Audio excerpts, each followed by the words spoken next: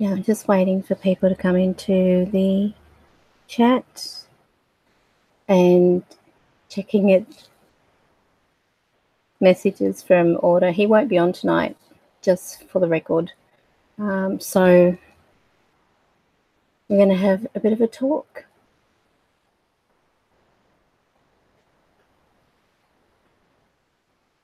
I'll just wait for those in the chat to appear. I hope I won't be on that long tonight.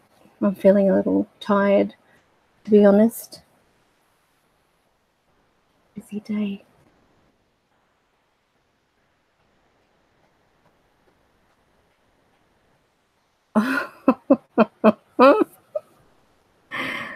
Oh dear.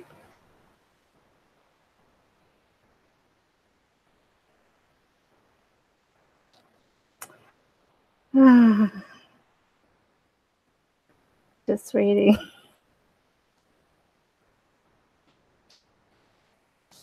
Mm-hmm.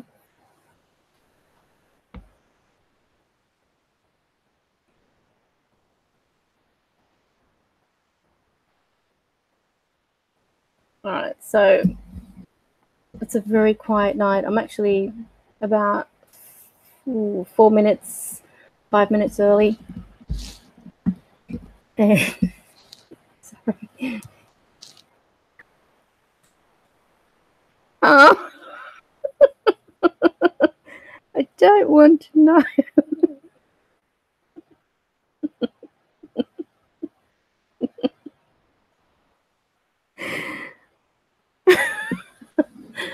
Oh, okay, so I'm making everything fall around me. So tonight, no particular topic, no real plan per se. I'm thinking of probably, depending on how many people get on, might do a few quick readings, talk about a few different things that have been happening, who guesses what through the week.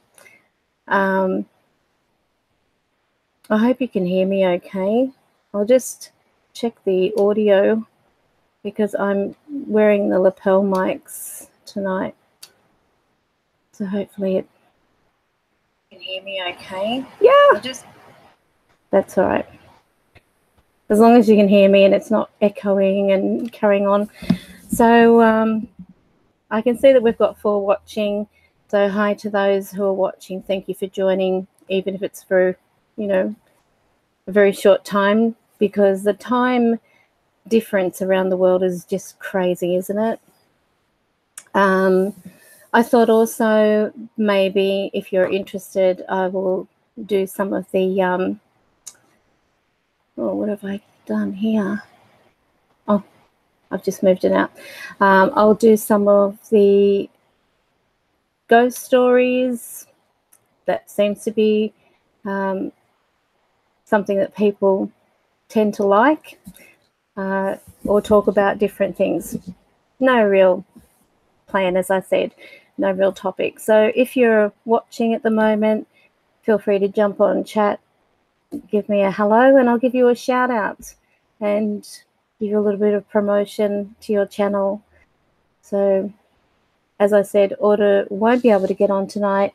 He's got a few things happening, so you never know. He might drop by and say hello.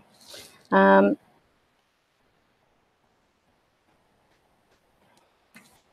right, so what I might do first is see.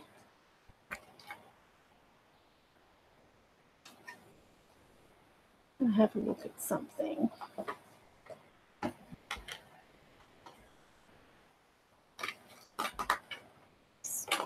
Getting everything here.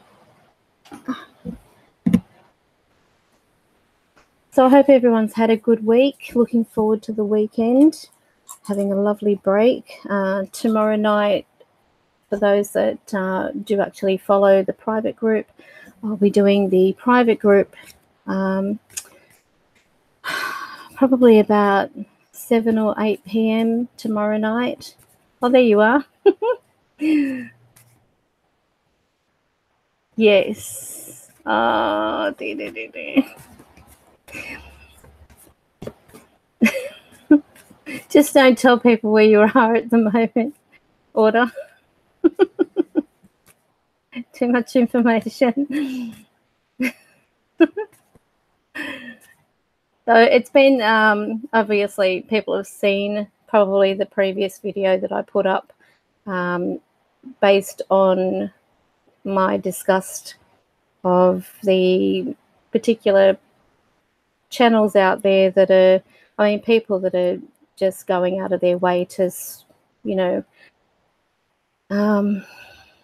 I really had to control the way that I spoke, to be honest with you. And if I do speak slow, it's because I'm thinking about what to say. Okay. I'm thinking about what to say so that I'm not falling over my words. I'm cautious when it comes to that, because I don't know whether you notice, I do have a bit of a lisp. And when you get a lisp going, it's like you're all over the place.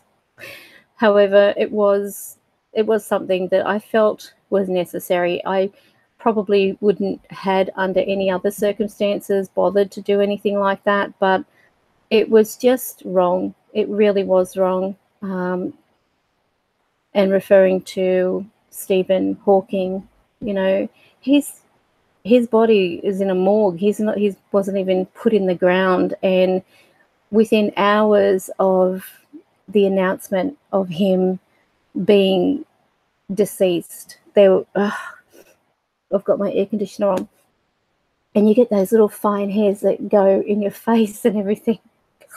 Anyway, within hours of his video, of the announcement of him passing away, there was a video that went up and attempting communication with him.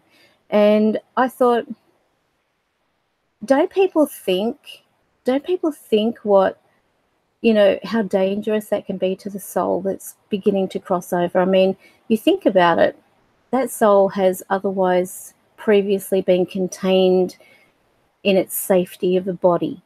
Now it's out, it's vulnerable, which means that there's anything that can happen to that soul in that process of its time crossing. The last thing you want to be doing is calling it to a location. Think about it. If you're a new deceased person, you wonder why we've got so many in the spirit boxes saying, help me, help me.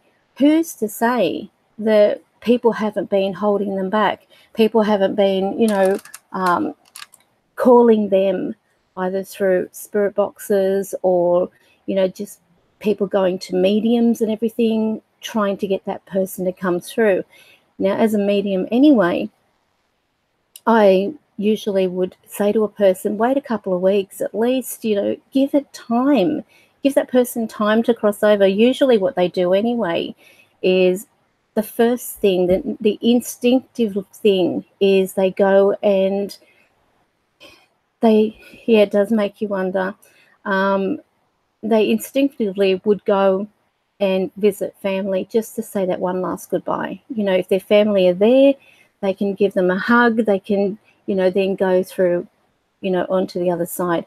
But if there are people calling them back, so the thing is, we don't think about what other things are out there that are going to make that a pretty dangerous thing. You think about, the devil was cast to the earth, okay, to roam the earth until the end of days. That's in the Bible.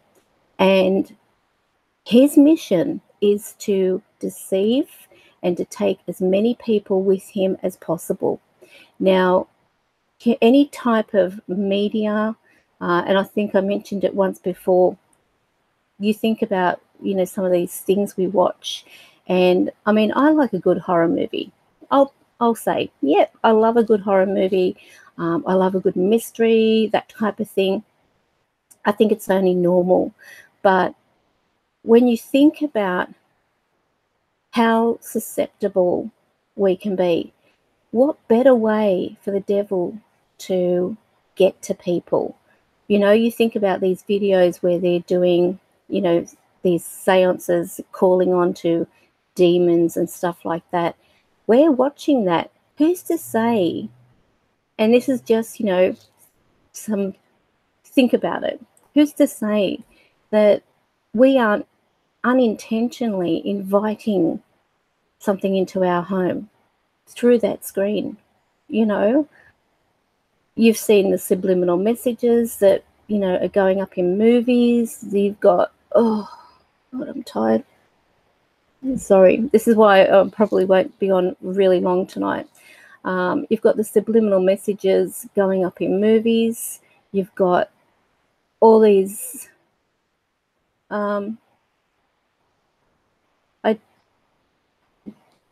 Didn't you see my comment? What comment?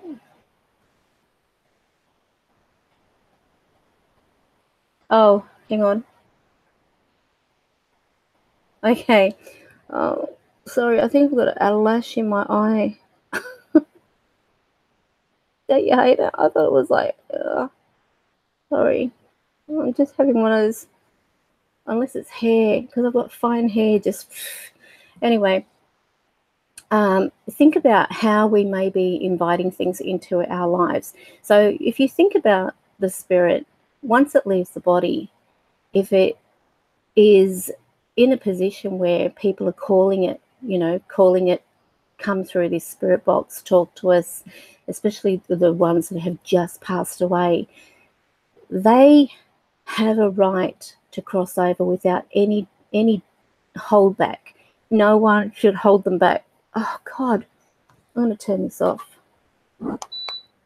Okay, maybe that'll stop. I don't know whether it's because with the makeup, because I only wear makeup during a live stream, and I feel like my hair is sticking to my face. Anyway, start again. So if you think about that, soul has been constantly looked after, protected through the body. I mean, sure, it can still be vulnerable even inside a body, but having a situation where people are calling it back, and not one but several, that soul might be thinking, I'm so scared. I've never been in this position before. I've never been out of my body.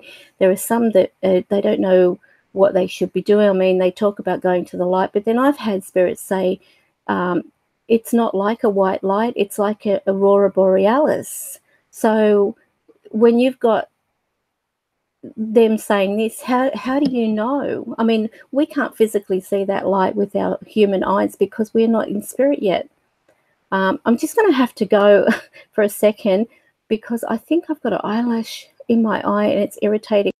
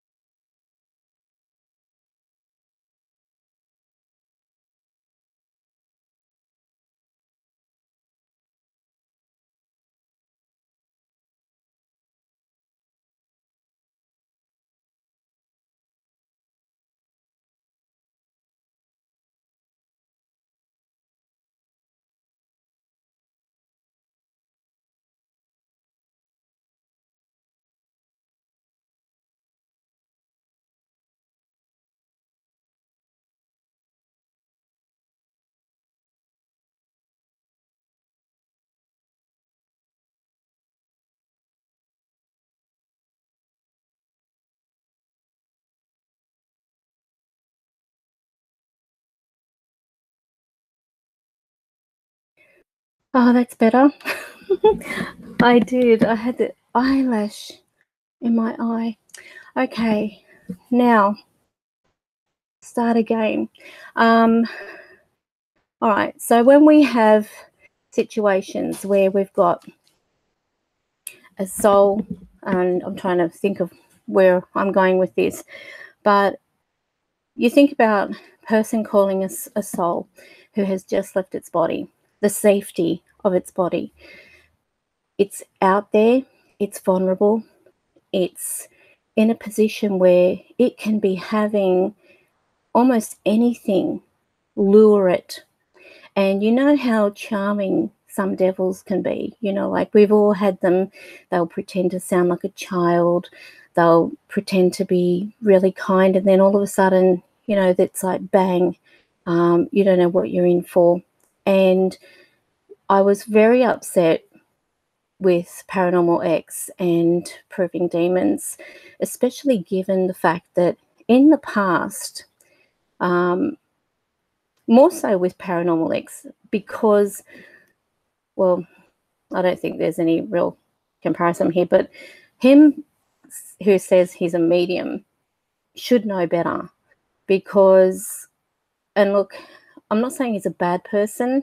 I just think that whatever is going on in his life, whatever has, changed him, he's lost focus. He's lost the focus on keeping it real, because anyone with an ounce of common sense knows that when a person, especially someone popular, has just passed away, all over the media, all over the radio is going to be their name, is going to be clips of their audio, of interviews, of them talking, things, that are relating to that individual. So the chance of them getting their name come through is 99.9%.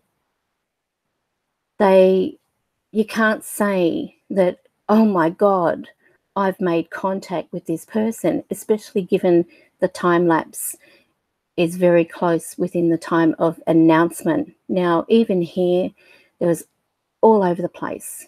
It was on Twitter, it was on Instagram, it was on Facebook. I guarantee, because I watch TV, I guarantee it was over the TV. When I was driving today to get my daughter from school, I heard it on the radio today, and he passed away, a couple of days ago. So if it's still on the radio now and anyone was to do a spirit box session, chances are they will hear Steve Hawking. They'll hear the name mentioned. And it is just, it's wrong. It's wrong because not only, and you think about it like this, it's deceptive to your viewers. Your viewers who don't understand the concept of the spirit box, they think that this is just a tool where spirits can communicate. It still is, at the end of the day, a broken radio.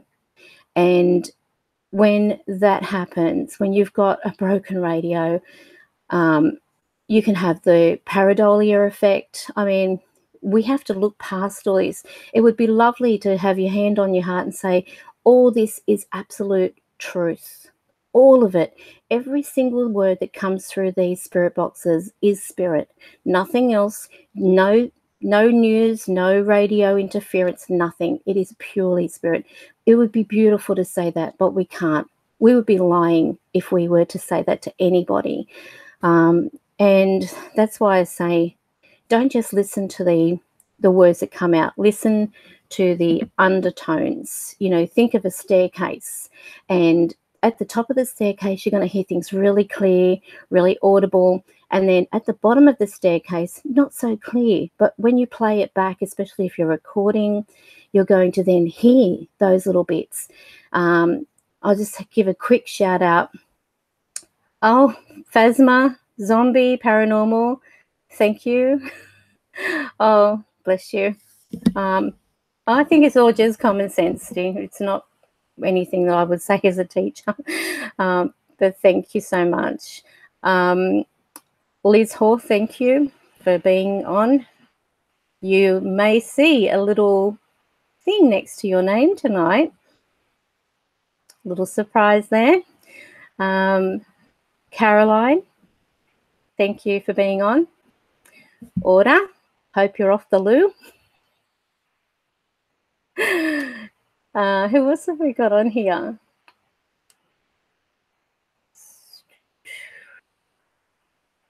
And we have Jackie M. So hello to you as well. And so thank you very, very much, Basma, for your generous donation. You didn't have to, but I really appreciate it. It just, it's nice to know that people can just see the logic. And that's what it all comes down to, just logic. So as I was saying, if we are telling everyone that spirit boxes, without a shadow of a doubt, are absolute communication, if we are saying all the apps are nothing but communication, we are misleading people. What we're supposed to do as investigators is to educate on a way that we're not going to mislead everybody. You've got to be realistic. Even at the beginning of a session, you've got to say, now, look, take it with a grain of salt. I can't guarantee anything's going to come through, but, let's see what happens. But when it comes down to it, especially when it's a person, whether they're famous or whether they're not, whether they're a relative, if they have just left this world, think, as much as you might be thinking, I would love to just have one more chance to hear them, just so I can say I love them or whatever. I mean, if you say that anyway, they're going to hear you. But if you are trying to call them back from their journey, think of the danger you may be putting them in. You don't know what lurks around, because as they say, the devil walks, on earth, and he's got his minions. So with that said, you don't know that these moments of, jumping on, and within hours or a day or even 2 days of that person passing, regardless of who they are, respect what may be subjecting that spirit to. If they are on their journey, think of it this way: as long as it takes you to heal from the loss of separation, that spirit has to not only adjust to the loss of no longer being there, able to hold you physically, able to just, be in front of you and let you see them, but they're now in spirit and they've got to adjust to a new way of life. Some of them have said to me, I went too soon. It wasn't meant to happen. Or I didn't mean to take my life. I didn't think this would happen. I've had them say to me, help me get back. You can't do it. You can't bring them back. Once they're out, that's it. And that's why you think about so many times when we might be doing a spirit box session, we've heard evil. There have been times where I haven't even done a spirit box session, and I actually recorded one calling me an effing SLUT, and it's on the videos in my list and everything. And this is where my spirit guide interjects and says, stop it. This was a spirit who was evil. Before that, I was near tears, because he was saying he was going to kill my cat. He was saying he was going to cut my breasts off, really nasty things. And I think, God, can you imagine if if my soul had left my body at that moment, if I had passed? And that's the kind of energies that are out there. You don't know where they're going to be. And if a person has been, for one, you think about it this way, and just think about it. Don't think I'm, having a go at anyone. I'm just pointing out logically. If you were the kind of person who refers, calls out, is there a demon here? stuff like that. You're inviting them in your home. You're inviting them to you to connect with you. And then on top of it, you're calling out to a soul that is not demonic. So in logical terms, you're inviting a soul that had nothing to do with demons in a surrounding where there may be some demons ready to take that soul. Because, as I said, the devil wants to take as many people with him. That's why, you know, like even with what I do, it is scary sometimes. I'll be honest with you. That's why I say anyone who says they would wish they had this gift, no, you wouldn't. It's like a place to go to visit, but you wouldn't want to stay there because there are some things you hear, some things you see, and you think, oh my God, I can't deal with this. But then you snap back to reality. It is part of your life, whether you like it or not. It's not something I went out and thought, oh, I wanted to, studying all this. I want to, learn the occult. It's been a tough journey, and then you have to contend with people who are skeptics, who don't see it. Just because they don't see it, they think, oh, well, you don't see it or you don't hear it. And this is where, it all comes down to be careful what you do. I'm scared given the fact that if I were to pass away, I know I'm going to have a battle. I'm going to have a battle. It's not going to be like, a walk in the park kind of thing, unless my angels are there, unless my guides are there. That's why I'm always praying. Even before I eat my food, I'm giving thanks to God. Before I drive anywhere, I say, Jesus Christ is my Savior. His blood is over me. Protect me, protect my family. And if they don't pray, I'm praying for them, So this is where it's really important to be aware that we might be thinking there's so much good in the world, but look at the evil. Look at the amount of evil around us. Look at these people who are sadistic to children and sadistic to animals, and they take pleasure in killing. They don't have a conscience. So if they don't have a conscience and they're humans, what may be connected to that human? What may be connected to that environment? And yet we're calling these souls. We're endangering souls. When you think about it, we're endangering them. We are putting them in a position where they may be, on their way to that light or whatever it is, seeing their loved ones, seeing their angels, and then they hear someone. Can I speak to Stephen Hawking? Stephen Hawking, are you there? Stephen Hawking. They might stop and think, is that my family? Or am I being lured like bait to something else? I've got to follow this voice. So they go to that voice only to discover it's someone with a spirit box and a camera in front of them.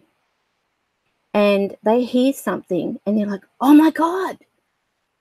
But what is the logic? What's the point? What is the real point? Unless you've got a real point in bringing that spirit through, don't. I can't understand, like people saying, oh, can I speak to so-and-so? And then it's like, how are you? They went and they have put that soul in danger of God knows what's in their environment that they've been communicating with and everything, just to get a hello, or just to wow the people watching. And although it's, it is a fascinating thing, and yeah, there is sometimes I think, wow, this is incredible, but I would prefer to see something done years after a passing. If you have a look at my videos where I've done the communication, they aren't ones that have been deceased for one day. They haven't been deceased for 2 days. They have been either a week over, 2 weeks over, or years over. But never on the day, because we have to respect that soul's journey. And how dare we, who are we to put ourselves above God, to make ourselves more important than the outcome? That person, you don't know what you're putting that soul through. So look, some people in the heat of the moment, and I'm trying to see it from that other perspective. Maybe in the heat of the moment, it was like, I wonder, if I can, it may have been in the best of intentions. However, with that said,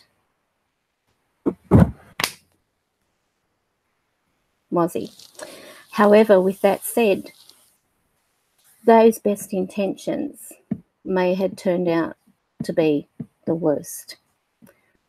So all I'm saying is think before you try to contact someone who has just left this world. It's really not worth it. Can you live with that on your conscience? Is the question that you should ask yourself. Can I live with that on my conscience, to think that I have helped the devil take a soul to the underworld? I've helped him in what seems like an innocent thing take that soul to hell. That soul's done nothing. They were on their way, and I called them back. And because of me, they are either earthbound, being tormented by demons or God knows what, screaming out, help me. And what do? You can't help them. No one can really help them. Telling them go to the light. If we can't see the light ourselves, you can't send them into a light you can't see. Even if you visualize a light, that is not bringing a light forward. I'm tired of these airhead bloody mediums. And I shouldn't say that being one, but, these ones that are like, everything's all spooky and stuff like that. And, we're bringing forward the light and we're in a bubble of light. Ooh, honestly, because it's not like that. I have yet to see a bubble of light around me. I can visualize, as a way of, just meditating or whatever. But do I, you don't believe in hell? I do. I think we're in it. I really do. I think Earth is hell. And you just look at some of the people, it's like you look into a person who has murdered people, and it's like their eyes are dead. It's like they've got no life in their eyes, no glistening, no reaction when they're being sentenced. You're like, yeah, I'll accept that. I'll accept the electric chair. I'll accept, whatever is coming. And on the point of psychics and stuff like that, one of the frustrating things is when you've got ones that are coming to you, and no matter what, you can't help them. You really can't help them. Even to the point of, you go to the authorities, they'll laugh you out. Another fruitcake. Because so many are like, I'm going to solve this. I'm going to, you can't solve it, because unless you've actually got something physical and tangible to go on, you can't solve it. It's like, unless you go out there and you locate the body, or, get that person to confess, you can't really solve it. And because of all the whitewashing that goes on in courts, in police stations, stuff like that. I mean, you look at all these people who are being assaulted by police.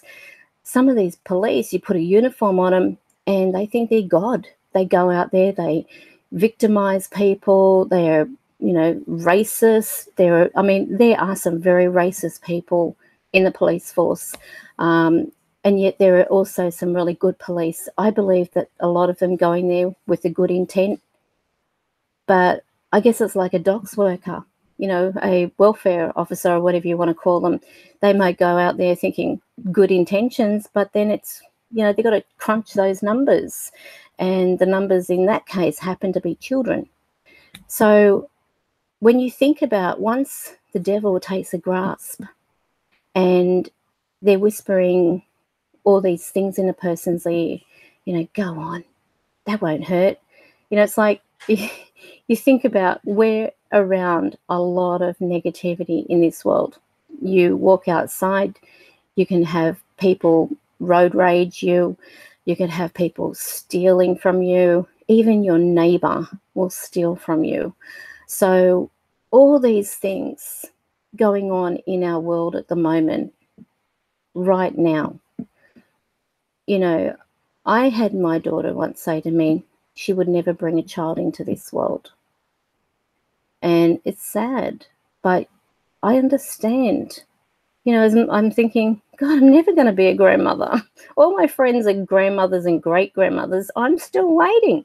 But, you know, when I think about it, I can't be selfish because she's right.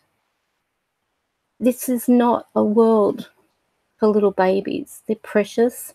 They are innocent, and look what they've got to go through. Look at the crap out there. Look at the, you know, there's no respect.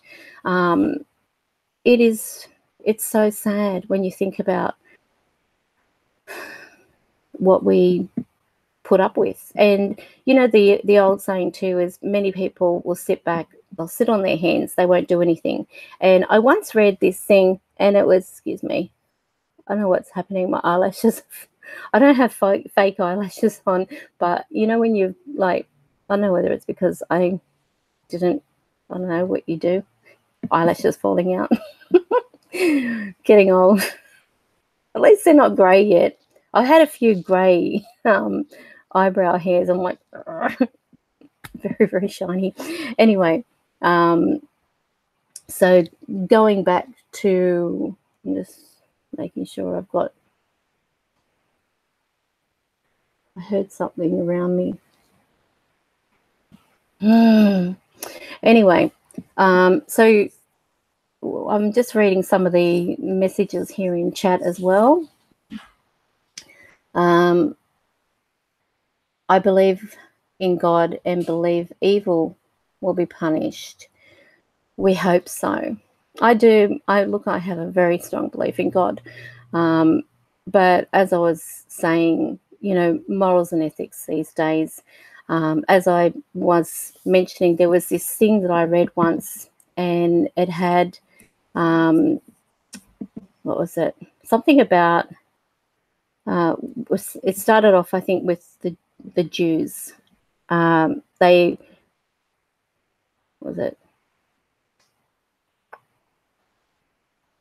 what was it? I can't remember. I might have to even look it up.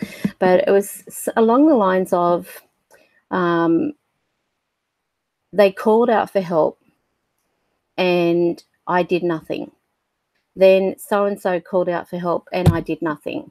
And then when it sort of like goes through all these things, you know, like I did nothing, I did nothing, I did nothing. Then it comes to that point where it says, I turned and I called out for help and no one was there to help me.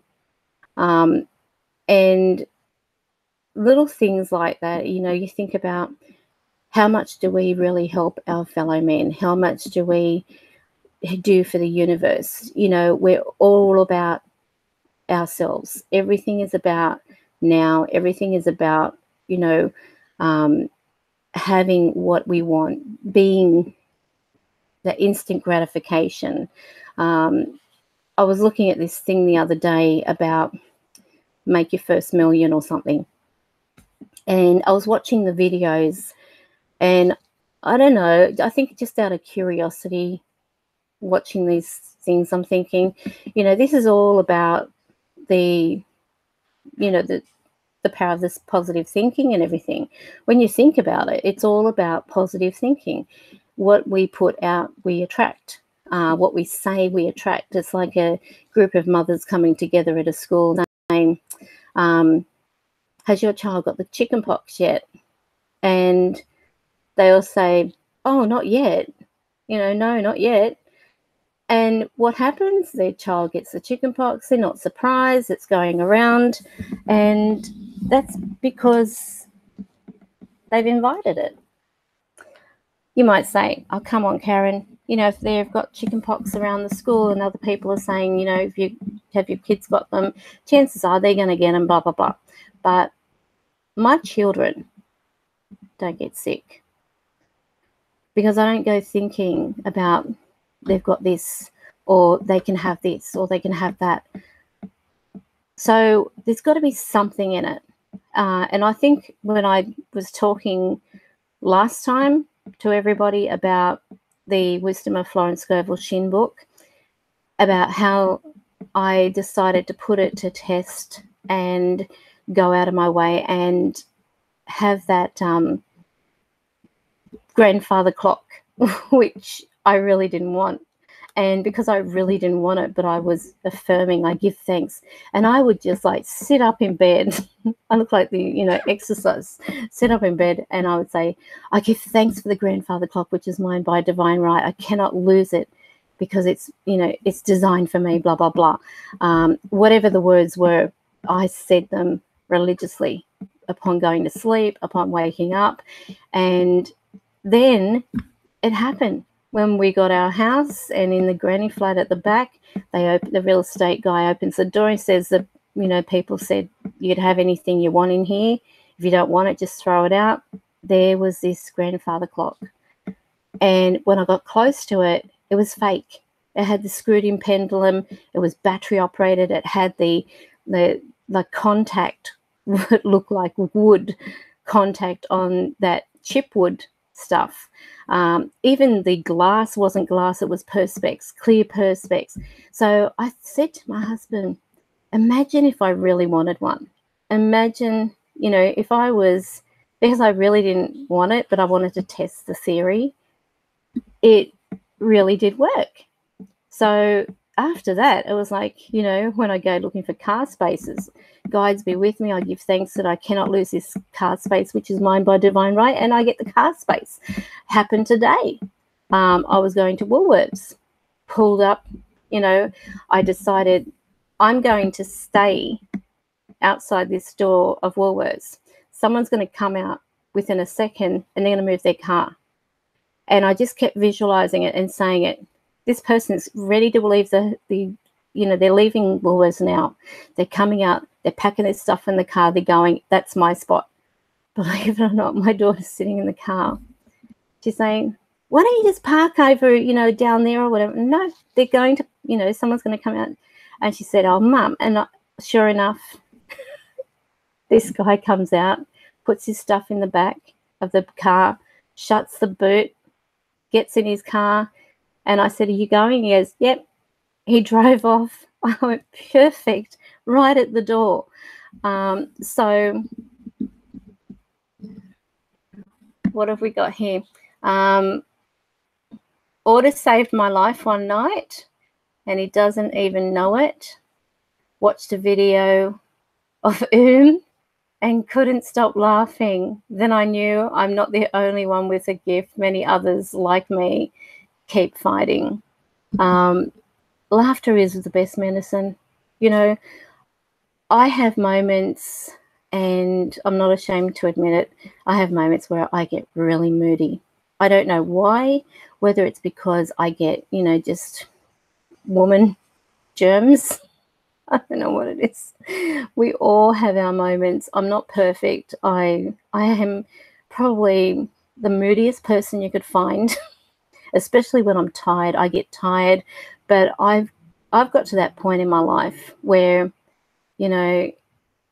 people are either going to accept you or they're not. If they don't, tough. Last week's live stream, I'll give you an example. This was at the Facebook page, and it was it was a live stream, but it wasn't like at the private page. It was on the public page, and it was to do with, people who were wanting to hear or do a spirit box session type of thing. So when I do the spirit box session, I never say to them, this is mediumship. You cannot claim that to be mediumship at all. So of course, doing the spirit box session, I announced to them in the beginning, look, there's no promises, but we can see if we can hear from anybody. If you've got a message you want to pass on, leave it and I'll pass that on if they say they want to hear. So it's all going good. Then all of a sudden, this one gets on there, doesn't know what it's all about, but starts saying, oh, what was it? Way to go, getting money out of people. Now, mind you, no one paid a cent. I was on there from the time was 8 p.m. that I got on there. I got off after 1 in the morning. All that time, I gave my time, voluntary, reading out the requests, being patient, seeing if anybody came through. I announced several times, this is not mediumship. Don't thank me. I'm just, I'm taking a break. If the spirit box, if they're going to talk through that, they're going to talk through that. I'm not going to force them. So you can't say that's mediumship. You can't even claim that to be mediumship when you're using a spirit box, because any Joe Blow can use a spirit box. When you're communicating and you've got them talking directly to you without any tools like that, that's mediumship. And I try to, I do get that, but I try to, only give that when I'm doing my readings per se, if there is anybody that comes through. Even so, there are times where no one will come through in a reading for that person. And they might say at the end, when I say, do you have any questions now? Now you can ask you any questions if you've got any. And they'll say, I wanted to hear from my grandmother. I wanted to hear from my grandfather or my mother or whatever. And I can't turn around and say, oh, yes, I do have someone here. I wouldn't do that to a person unless I get that in the beginning or during the reading itself, because I never say to them, okay, tell me why you want a reading, or is there anyone you're wanting to communicate with, blah, blah, blah. Don't ask them anything like that. In the beginning of the reading, I just start the reading. I start telling them everything that comes to me. And then if it's an hour reading, at around maybe 10 to the end of the reading, like as in 10 minutes to go or 15 minutes to go, then I'll say, do you have any questions? And they can ask questions, if it hasn't been answered already. But if they're, in spirit box sessions, that is not mediumship. So never give credit to the person doing a spirit box session and saying, you've got a gift. That is not a gift. Turning on a radio is not a gift. It is something that, you've got a thumb, you've got a finger. That's what's turning on the radio. You might be calling out to them, but as I said, anybody can contact the other side. But you have to think carefully. If you are attempting communication with someone who has just left this world, this crap that Huff spins about, you've got to do it within the first 24 hours.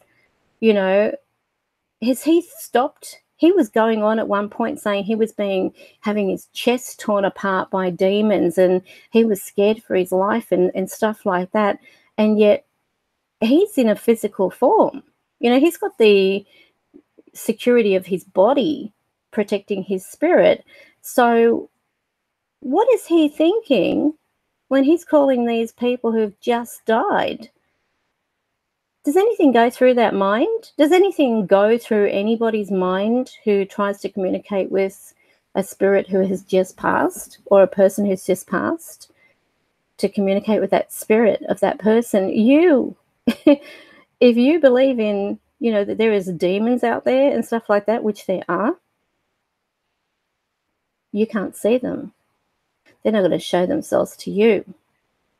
But when you bring that soul in, And you've got moments where they're screaming, help me, I'm dead, I'm dead. Sometimes when they say I'm dead, it's because they're trying to come to terms with that. Can you imagine being 1 minute in your physical form, next minute, it's like, what happened? Why can't anyone see me? Why is anyone talking to me? Can you imagine the distress seeing people gathered around your body if you had no illness and something just happens suddenly and you're like, what's going on? Then people move on, you know, as people begin to heal and stuff like that. They begin to move on with their life. They begin to pick up the pieces. If that soul has been held back and not given permission to go, sometimes they feel an obligation, especially when they've got grieving relatives and they're like, oh my God, I miss them. I can't, you know, they're always calling them constantly. I mean, there's nothing wrong with that, but there is, to a degree, when you've got people who just refuse to let go. And then one day comes and they do let go, but the amount of time that they've held that spirit back, it's like, how do you not know that they can't now get over? They need someone to come and get them and guide them over, because they've left it so long that now it's like, I don't know what to do. And then they're seeing others moving on with their life. They're seeing their children marry. They're at the wedding, but no one's noticing them.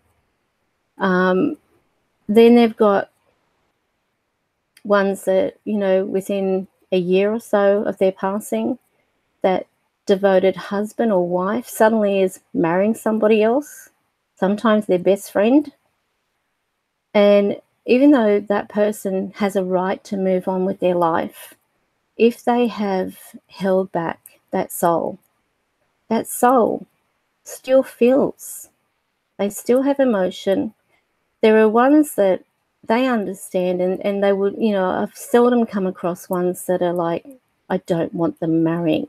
I don't want them being happy. I really have not come across, probably maybe one that was like that. But apart from that, the majority understand. What's this? It's wrong to contact after they pass. I know some people, it upsets them. But yes, probably does the videos for money. If I did it, I would be, it would be a personal setting, I guess. But even so, look, I get it. I get that people want to make contact with those that have passed. But even if you're not doing it publicly and you are doing it privately, just think what you're doing. You know, if you're calling someone who has just passed, they have to be, you know, once they're over and they're behind that veil, they can come and visit. There is nothing that's going to stop that soul from visiting, because they've already crossed over. Their soul's protected. It's like, if you think about astral projection, this is how, you know, I see it, okay? Everyone's got their own point of view. From talking with Chris about this, and he said, it's like when you astral project, okay? You have your body as an anchor. And there is, you know, you talk about that silver cord. Well, I've never personally seen a silver cord, but if there is one, like an umbilical cord that links the spirit to the body, so it keeps the line open, if that makes sense to you, then once behind that veil is like the anchor. That spirit can go anywhere, but it's still protected. It still has that protection of the veil. It can't get lost. It can't, you know, it can't get taken, you know, by anything evil per se. I mean, we're all vulnerable. Even us, when we do astral projection, stuff like that, we can become vulnerable. But when a person intentionally calls back a spirit, a person who has never been otherwise out of their body before, you don't know. This is like a whole new life. This is a whole new type of something, this is no longer like how you see things. People that have actually had that, they talk about seeing illuminant colors, incredible colors that you can't even find in books or texters. There's more than 50 shades of grey, I guess, more than 50 shades of anything. There are colors that we have yet to know that are on the other side, and that's through spirit eyes. They talk about all the different colors that swirl above each of us like a light, and that's what draws them to us as well. They see these lights above us. We can't see them because of the fact we have physical eyes, but once you're in spirit, you've got spirit eyes. Obviously you've got a new way of seeing things. Nothing, more things are more transparent because you're made up of energy. The spirit's made up of energy. You're communicating through something like a spirit box. You're calling out to our aura. No, well, that's what I thought. I thought our aura was what spirit saw. But they actually talk about a light that emits from the top of our head right up pretty much into the heavens. Wherever we go, this light, depending on our personality and the person we are, it is bright. If a person is being called, the one good thing is with the spirit box is, and this is why I say, okay, with spirit box, from what spirit has said to me, they don't have to be with me to be able to communicate. They don't have to be in that particular room. However, a new soul wouldn't understand that they can be somewhere else and make that communication because they haven't yet got through that veil. Some people say, oh, the veil is right there in the room with them when they die. No, it's not. So many spirits have said to me, because I've asked this, I've had people say to me, can you ask next time this, this, this, this, this? And there was a time I didn't ask anything. I just, accepted it. Well, they're in spirit, whatever. And even with my family, I'm seldom one to ask questions. I won't even say to my cousin, what kind of work do you do?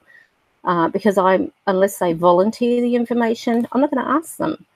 But so it got me to the point where, with the amount of people that I'm doing readings for and everything, and then they ask me these questions, I will then put that to spirit, because I can't give them an answer unless I've addressed it to those in spirit.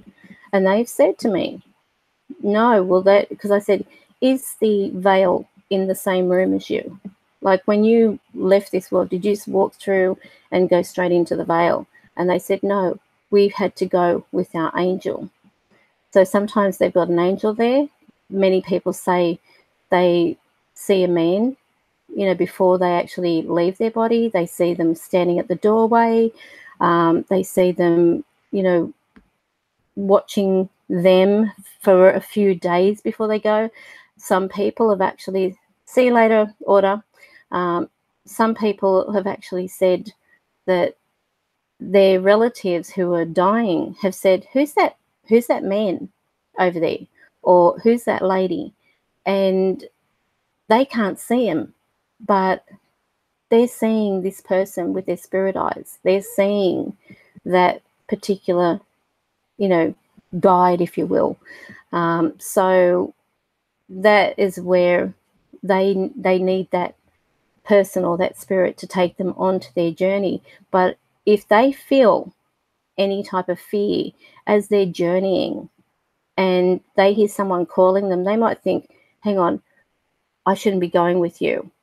And then they follow where they're hearing their voice, like their name called, and it ends up being someone with a bloody spirit box or a Ouija board or whatever, they are preventing them. They could be stopping that person from crossing. They could be endangering that person with the types of energies that they've got around their environment, especially if they're into doing a lot of spirit box sessions, a lot of Ouija board sessions, if they have had, problems with demons per se. And, Paranormal X, he's had his, possessed chair and stuff like that, dolls that are supposed to be possessed, whatever. So I've never seen anyone take so long to exit. So with all that knowledge that there's demons around, why would you subject a brand new soul to that, where there is a potential that they're going to be either grabbed by those demons, lured away under the, the false impression that they are an angel? And then what? You've had your 15 minutes of fame. You've had your excitement. You've had your wows. You've had your well dones and stuff like that. But then what? What about that soul that you have stopped from crossing over? Have you thought about it? Have you thought about why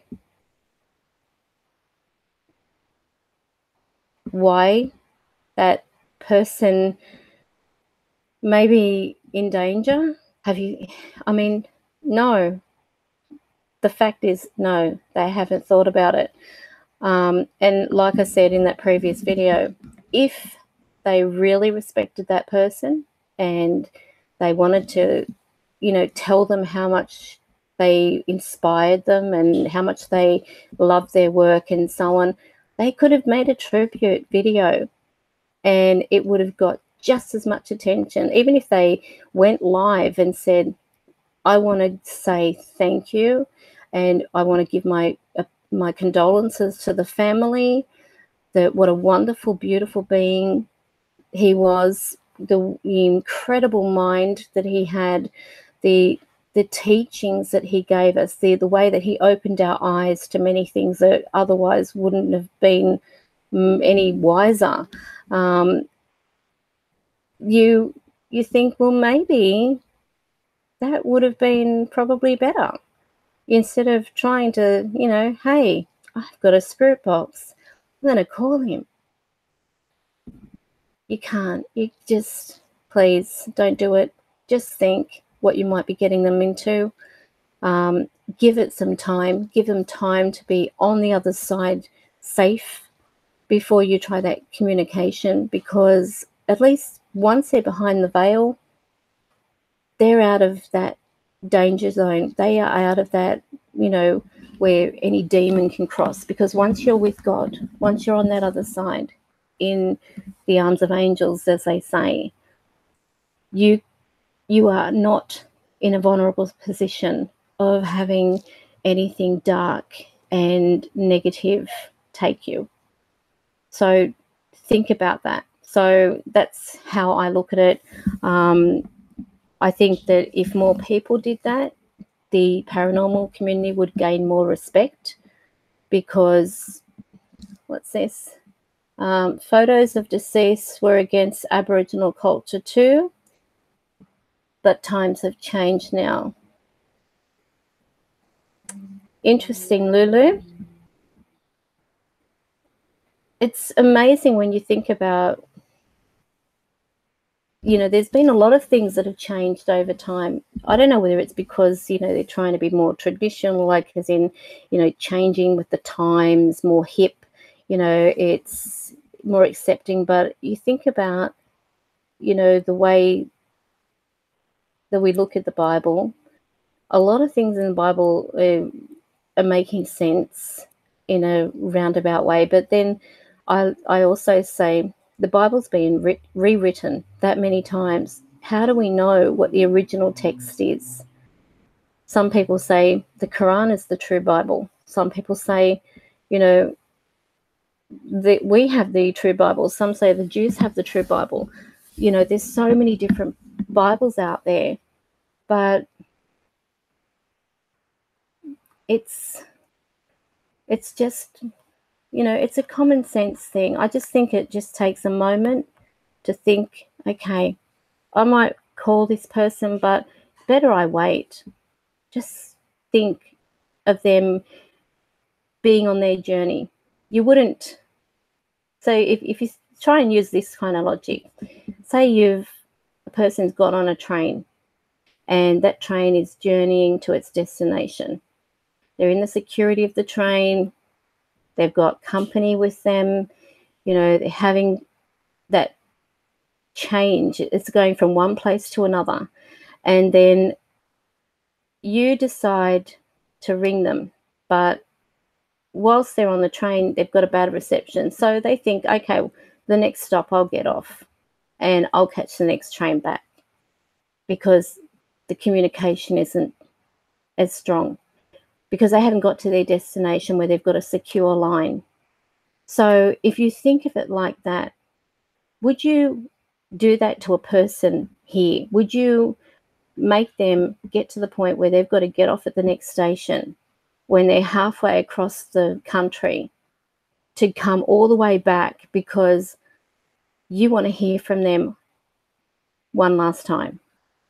And how would you feel if on the way back they are worried about you? They're thinking, oh my God, you know, I've got to get there. They need me. They tried calling. The line dropped out. There might be something urgent.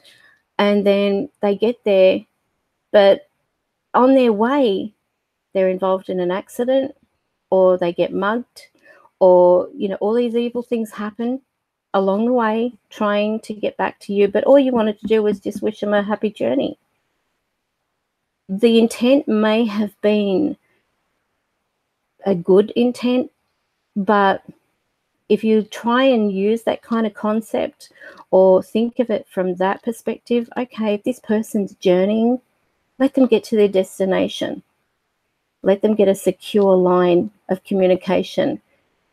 So that way I can still contact them.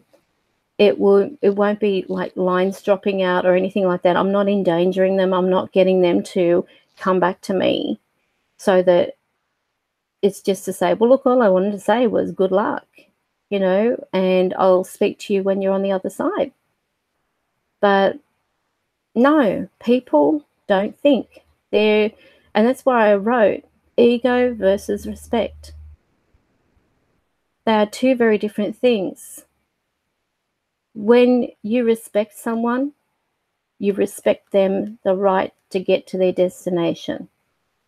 You respect the right that, okay, I'm not going to put them out of their way. You wouldn't do it to a person here. Why should you do it to a soul?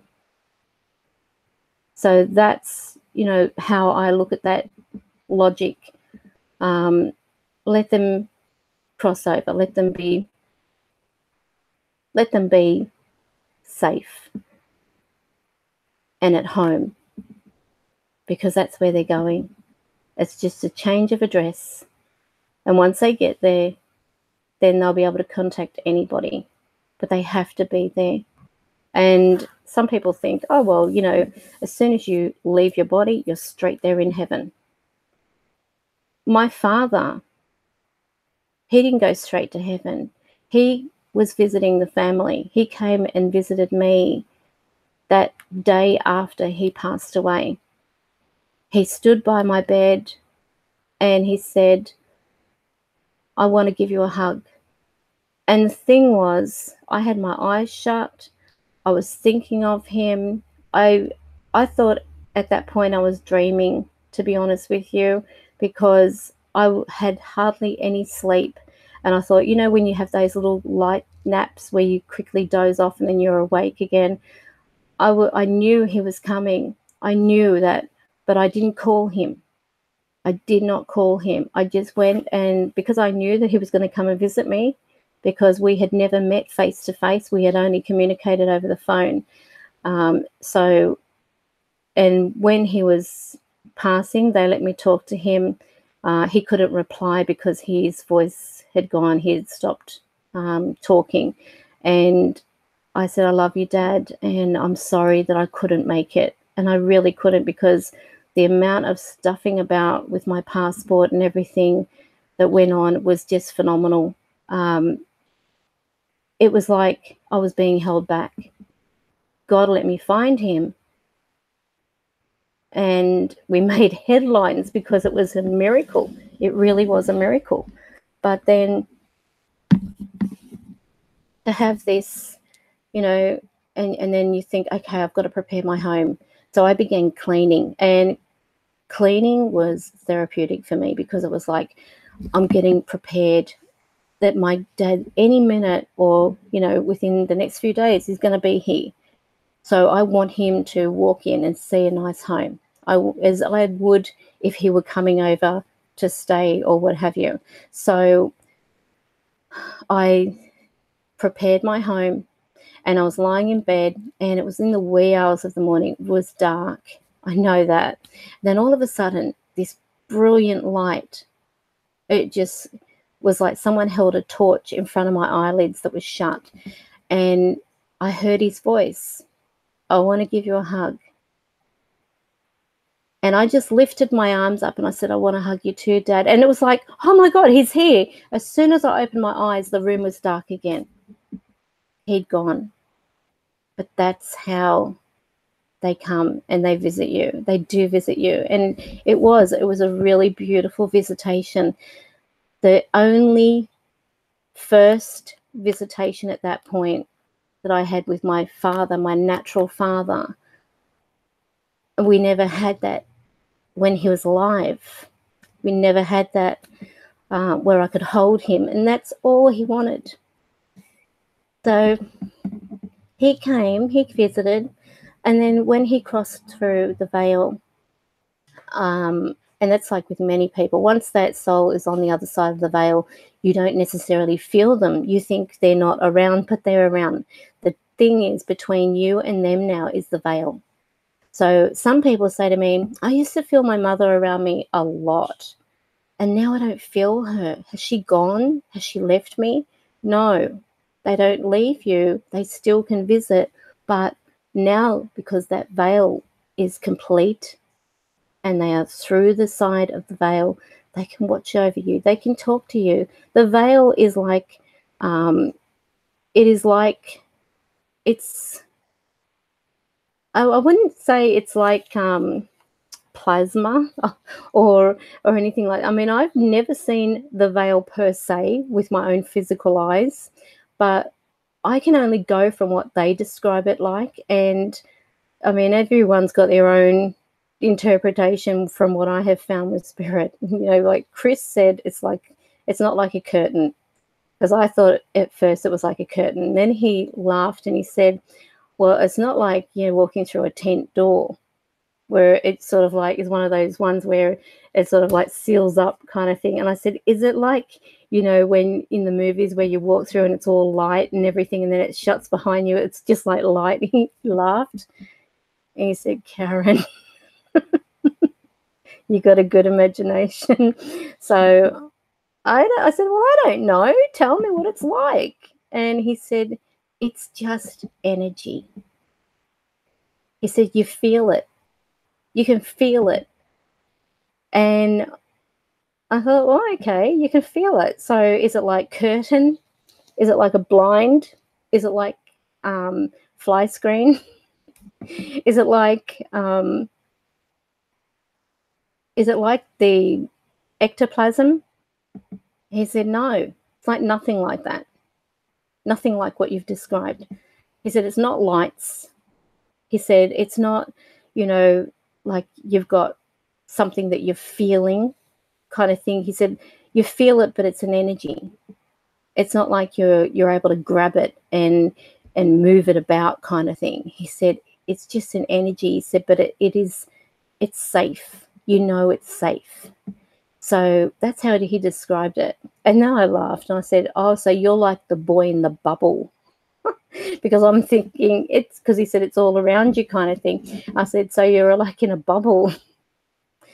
And he said, I'm gonna go. talking true Chris style. And I'll come back when you're ready to, you know, just listen to what I've got to say.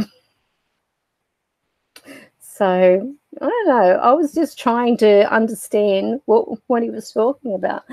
And Janise, there is nothing wrong with crying for your parents or crying for anybody on the other side. Your emotions are often very real. What I have found, and I'm going to share something with you, you're probably already aware of this, but when you usually do have like these moments of emotion out of nowhere, and you might be doing something, your mind's preoccupied, you could be, you know, washing up, you could be having a shower, doing whatever, and you suddenly start thinking about somebody, and they might have been over for months, they might have been over for years, and then you're suddenly thinking about them. Believe it or not, usually when you get that thought into your mind, and this shows you how we can all connect with spirit. Every single human being on earth can connect with spirit regardless. So I don't believe you've got to have special gifts. I believe in every single person you have within you the ability to feel. If you have an ability to feel and you've got an emotion, like an emotional bone in your body, you are able to feel spirit. And it is really, really easy. When you get like these sudden thoughts of people that you haven't, you know, thought about for quite some time, or you've had these moments where all of a sudden you think about them and you get all emotional, and it's been a while, but it's like, I miss them. I really miss them. I wish that they were here. Usually it's because they're there, that you're feeling that. It's not because they're not there. Usually it's like, you know, you might not be thinking of anything, and then someone turns up in your home type of thing, you're talking, and then you're talking to that person, so your mind is on them. And so in those cases, it's just the same as spirit. When that spirit is around, even though you might not see them, your mind is on them.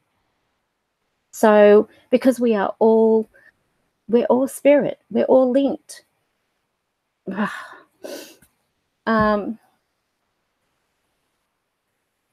Yeah, and you should love it when it happens, because it's something really special.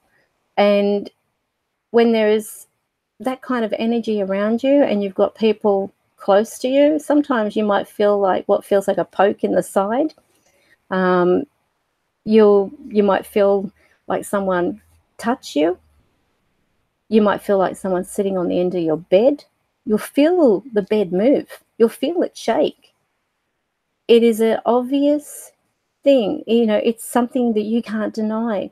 Sometimes you might feel like someone's behind you. You know, you think, oh, I don't want to turn around because I might see somebody, or you just feel like you're being watched. You could be watching, you know, a movie on the internet. You might be sitting there typing something, and then all of a sudden you feel someone's here. It's an awareness, it's a knowing, and we all have it. So listen to that voice within you, because yeah, when you feel like you're being watched, don't think it's paranoia. Sometimes, I mean, it's not a being watched by a peeping Tom or anything like that. And, you know, if they are, God help them. What a sight. But if it's that kind of feeling like you don't feel alone, then all of a sudden your mind begins to wander and you're thinking about somebody who has left this world, a loved one, usually, sometimes a pet. It's because they're there. And I've noticed that there was one time, I'll share with you an experience. My mother had finally gone through the veil, obviously, because I didn't feel her per se. I didn't feel her around me. And there used to be times when I would be walking to my car, I'd feel her walking beside me. So I'd be talking to her and I would hear her, you know. And Mum was like, oh, wake up to yourself. You know, Mum was very matter of fact. There was no airs or graces. You know, Mum was, you know, call it as it is. And then there was one time she said, you know, people might be looking at you thinking you've lost the plot. I said, I don't care what they think. I'm talking to you. And then I got in the car and the energy was that incredible around me from my mum. I just burst into tears. Just like, bang, it hit me. You know, Mum is no longer physical. She is a spirit. She is in spirit form, you know, and then it was, you know, it was incredibly overwhelming. And then once she was fully through that veil, and I would feel as though someone were watching me, I'd say, is that you, Mum? And I would hear her. I mean, like, I'm lucky, and I think, okay, especially with my family and my pets, and I still hear them around, I am lucky in the fact that I can hear them. You know, I couldn't imagine not being able to. So this is why I can understand when people want to use a spirit box for their loved ones and they want to use some type of communication tool. I empathize with that because I could not imagine for 1 minute not being able to hear them, you know. And that's why I say, okay, well, yeah, in those cases I'm blessed. But then when I've got other spirits around me, not related, and it might be that someone has said, look, there's a lady in Australia. I want you to go and see her. Her name's Karen. She will pass on a message for me. You know, some of them, they just come and they say, okay, well, I'm here. And I'll say, who are you? It's sort of like, you know, Grand Central Station. They'll come in. I'll say, who are you? They'll say, well, look, I was just told to come and see you. You can just tell them I'm okay. Before they tell me anything, they're gone. You know, so if you're going to send them, and especially make it a reasonable hour, please, because I've had them at 2 o'clock in the morning, 3 o'clock in the morning, sometimes 4 a.m. in the morning.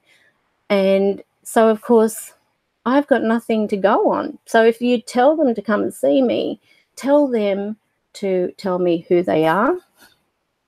Tell them to give me a message for a name, if possible. But I really would prefer to have a nice sleep. You know, no offense. I like everyone. I like my sleep too. Not that I get much of it. So if that is the case, if you are one of these people who have said to your loved one, come and see me or whatever, you know, just make sure that you're telling them who to say is seeing me, because some of them don't want to talk. Some of them will just stand there and they'll say, oh, you see me? Oh, okay, well, I'm on my way. I'm like, okay. And there was one time, and I kid you not, I was in the bathroom of all places, sitting on the loo, and there were two people standing in the bathroom. I'm like, do you mind? You know, and they're like, oh, sorry, we didn't know whether you could see. I'm like, yeah, I can see you. Get out. It's my bathroom. So there are times, you know, they'd just be standing there looking at me like, you know, thinking I don't see them. Maybe she hears us, but maybe she won't see us. Yeah, if you're going to appear, I'm going to see you. So it was like, you know, and especially if you're about to have a shower and you're butt naked and you're sitting on the toilet. I mean, this is getting like a bit too much detail, but you know what it's like. You know, we're all human here. And you don't want to have people that you don't know in the shower with you or in the bathroom. So it might be funny, but it's not funny, I tell you, because it's happened, you know, a couple of times, and I'm getting to the point where before I even go in to have a bath or a shower or whatever, I'm like, I'm going in here. No one's allowed in here. I'm almost ready to make a sign on the door saying no spirits allowed. No point locking the door. No point at all. You put a lock on the door, forget it. They're just going to go through that door. They're going to be there. You know, are you Karen? yeah, do you mind? I'm having a shower and you're scrubbing your hair. Well, I was told, look, I'll talk to you in a minute. Just get out, you know. So things like that, they might be funny. I had one time with Chris, for example, I was washing my hair, had my eyes shut, as you do, water going over, and you're rinsing your hair and the water streaming over your face as well. And he blew in my ear. It was like, and I heard he. I said, not in the shower. Keep out, you know. So you sort of get paranoid. You think, okay, well, maybe I should shower with a bikini on or something like that. You know, you don't want, you know. And then I said to Chris, do you see me, you know, like in my glory? He said, no, I see your spirit. So that made me think, I hope I'm thinner. I hope I have a thin spirit.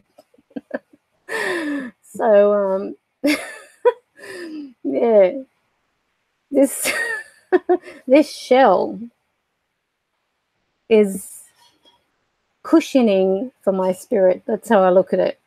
I'm like, okay, it's like a buffer. You know, when you've got your kid going out there with their pee plates on, and you've seen that commercial where they've put the mattresses around the outside of the vehicle all tied up, and they've got the stuffed toys and everything.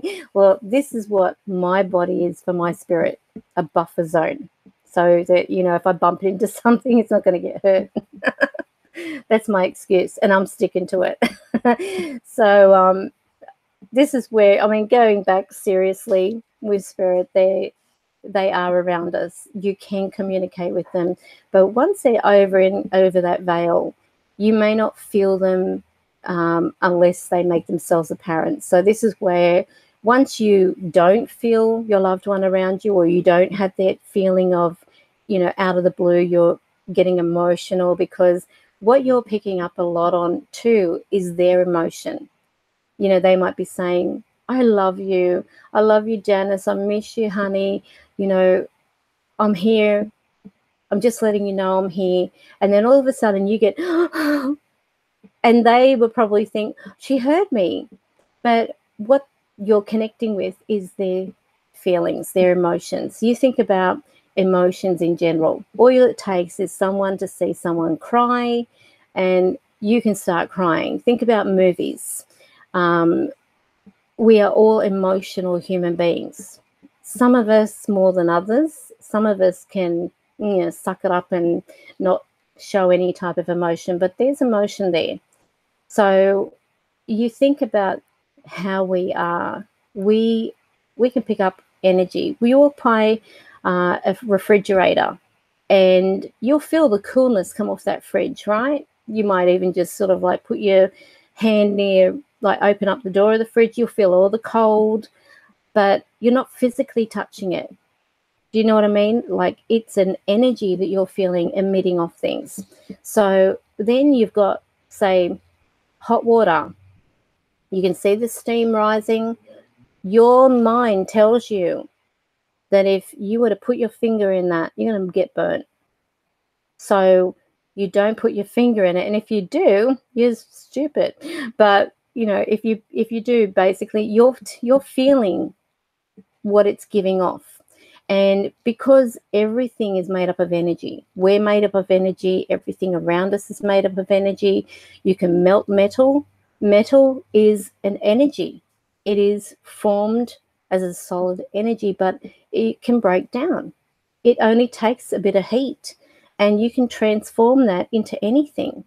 You know, think about, you know, I'll give you an example. Think about fires. Okay. Fire is an energy in itself. It can take on a whole new concept. It can rip through a forest within a matter of minutes and destroy everything in its path. That's how powerful energy is. Then we've got water as the water element. Water You think it's a very innocent type of thing. It feels cool. It's cleansing. It's nourishing. It does things for our body. We love to swim in it, but we can also drown in it. Every energy form around us has also the potential of having something negative with it, which means that if we can have our loved ones, and we're asking people, to come through in the first place of, they've just passed away, and you're expecting them within those hours of passing to be around you, and you're calling them and trying to get them to communicate. You're calling them, not them coming to you. So this is a very different thing. If they're coming to you voluntarily, then they're coming because they can see that it's okay. They're coming to say goodbye. But when you're calling out to a complete stranger, someone you've never physically met, someone who is popular, and you're bringing them into your environment where you may have anything there that has baited you into doing that, they're like, come on, get them. Once you've got them here, I'm taking them. I'm going to take them, and I'm not going to let that soul go over. So you don't know what's going on behind the scenes. We're like puppets sometimes, So that's why when it comes to with people who do say to me, can you contact so-and-so? They just died. No, not going to do it, because you've got to have respect for them. You've got to think about the dangers that you're putting them through, give them the time. Then once they're over, yeah, I'll be happy to, because I know that soul is safe. I know that you've settled down as well. You're not as anxious, and it's going to be more rewarding, if they do come through. But then you can never say, yeah, they're going to come through. But, again, even with going back to Spirit Box and communicating with those who have been public celebrities or public knowledge, and you are calling out to them within hours of their passing, know that the majority of it will probably be pareidolia. I mean, why think of it this way too? Why the hell would a celebrity go and see a person with a spirit box when they could be with their family? There was one that was on like a woman called Kendra, and she had that one from, what's it called? Star Wars. The woman, I can't remember her name. Forgive me, not into Star Wars or anything like that, but she actually said that she was laughing about being in a bikini and stuff like that. Now, in the meantime, Debbie Reynolds, who was her mother, was going through so much heartache of the loss of her daughter. It ended up, yeah, that's right, Carrie Fisher. It ended up that she died. So you think about Carrie Fisher. Why would she be visiting Kendra, laughing and joking and making, things about being in a bikini and stuff like that, when her mother is so distressed? That was really misleading. And this was in the same context, within hours, within the day of Carrie Fisher passing, or being announced of her passing. She was there trying to bring her through. You don't do that. And I have noticed that she's now no longer calling herself a medium. I mean, you can't just you're either a medium or you're not. You can't be a medium 1 minute and then, hey, next minute, you can't. You either are or you aren't. So I actually said to her in that, video, I said, please remove yourself from my followers. I do not want to be associated with you at all, because it is disrespectful. It's in bad taste. And I'm really surprised, that you would do this. And I don't know. Anyone. I mean, even with Huff, it's really, I don't know what it is, but lately it's really gone to his head. His whole persona it's eerie. You know, I give the man credit in the fact that in the beginning, he was the one who inspired many. Let me be honest here. I guarantee a lot of people got into the interest of the paranormal because of Mr. Huff. You know, we've got to give credit where credit's due. In the beginning, he was inspiring. He was showing or bringing awareness to the fact that there are spirits on location. The dedication was there, the real, true dedication. There was none of this, you know, everything's going through a, you know, echo chamber, guitar pedal amp, all these fancy little gizmo things and stuff like that. He was very basic, very simple, and that was the quality. The quality was there. The EVPs were there. There was communication. You could not dispute that at that time he had communication. He had it. But then he got creative. I think his creative mind took over. And yeah, it's nice to be creative. Look, in my videos, I've got this program where you just basically can click and drag, and you've got a fancy title that appears. You can put in your subtitles, that type of thing. And it's all like click and drag. You know, if it came to like doing it all from scratch, forget it. You know, it's anything that's click and drag, I'm fine.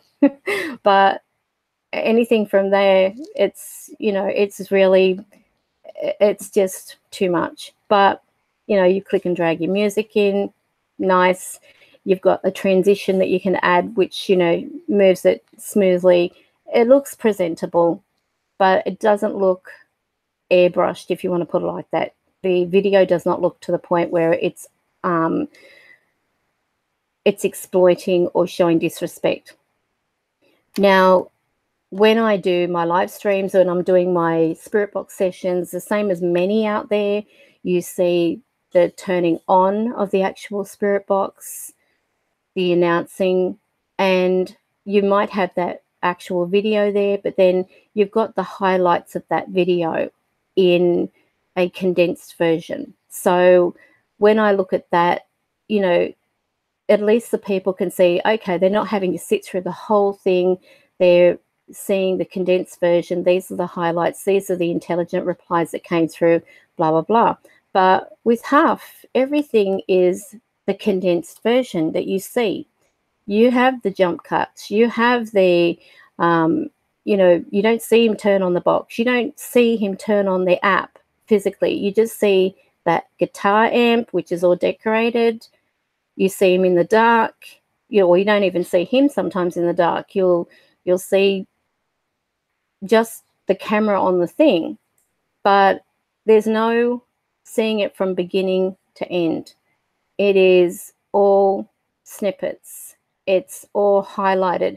You don't know whether they're a layered audio. I mean, there was one particular thing that I found I was surprised with him when he began to do like getting the actual audio of interviews and stuff like that of the person he was trying to call. Now, in that respect, it's cheating. That's how I look at it. You're cheating. You're using the actual person's voice. So, of course, you can't say it's not that person's voice because you're using their voice. It had been proven that he was also incorporating sentences from ASMR videos out there. I can't remember that, something True Flame or something. It's on Scott's channel. So Scott, if you're watching this at any point, pop the link to it down in the comments after the video, and you know, people can go and have a look at that. But you know, I'm not hanging crap on him, but I am giving him credit for, because in the beginning he was fair income. and I loved it. I really, I mean, I was thinking it's so good, and it's such a breath of fresh air to see someone who is bringing awareness, you know, because I mean, in this kind of field, when you've got to contend with people who are skeptics, I mean, I've had it with my family, you know, they were like skeptic, you know. It got to the point I just clammed up. I didn't talk about it, and it was hard because then it got, you know, I was feeling uncomfortable around my own family, you know, looking at them to see whether they noticed anything first before I said anything. It was always like looking for their approval first before I would acknowledge something. If they didn't give that kind of approval, I couldn't say it. All my mum had to do was look at me, and I knew I was going to cop it when I got home if I said anything. Especially when out, I would be, you know, like as a kid, I'd be sitting on a bus and I'd be staring at this person who was like in spirit next to somebody, and mum would elbow me, stop staring, you know, don't stare. But I wasn't staring at the person, I was looking at that spirit who was talking to me, you know. And that was hard, because it's like being in someone else's world, if that makes sense to you. No one understands what you're going through. And at one point then, of course, they think, okay, there must be something wrong with this kid, you know, maybe she's schizophrenic, whatever, delusional. And yet if you're delusional, you can't record what you see, you can't take photos of what you see, you can't confirm what you see is validated by someone who they say, oh my God, yeah.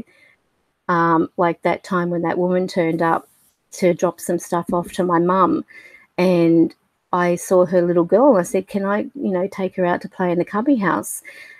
And mum said, oh, just ignore her, she's got imaginary friends. And so of course this woman, it was like she was entertaining me by saying, who are you talking to? I said, your little girl. And she looked at me and she sort of like got down to my level, and she said, what does she look like? So I described her. You know, there was nothing. And then I'm looking at mum, and mum's going like this to me. And I said, I can't tell you anymore. And she said, no, I want you to tell me. What is she wearing? So then I looked at mum. Mum said, okay, we'll tell her what she's wearing. And I told her, and this woman just said, can I hug you? And she hugged me and started crying. Then she turned to my mother and she said, I think your daughter's got a gift, because you don't know me. I'm just dropping off this stuff. I think it was Tupperware by memory. And she said, but my daughter was in a hit and run 2 weeks ago. And she's just described her. And to know that she's there with me has just made my day. It's made my year. And I will never forget that woman, because it was very confronting for me as a young child. I would have been about 7 or something like that, when it was all, I mean, everything, I mean, around those tender years from about 7 to 12 and 13 was really, really strong with spirit around me, really strong. When we moved into a house in in Baker Street in Merrylands,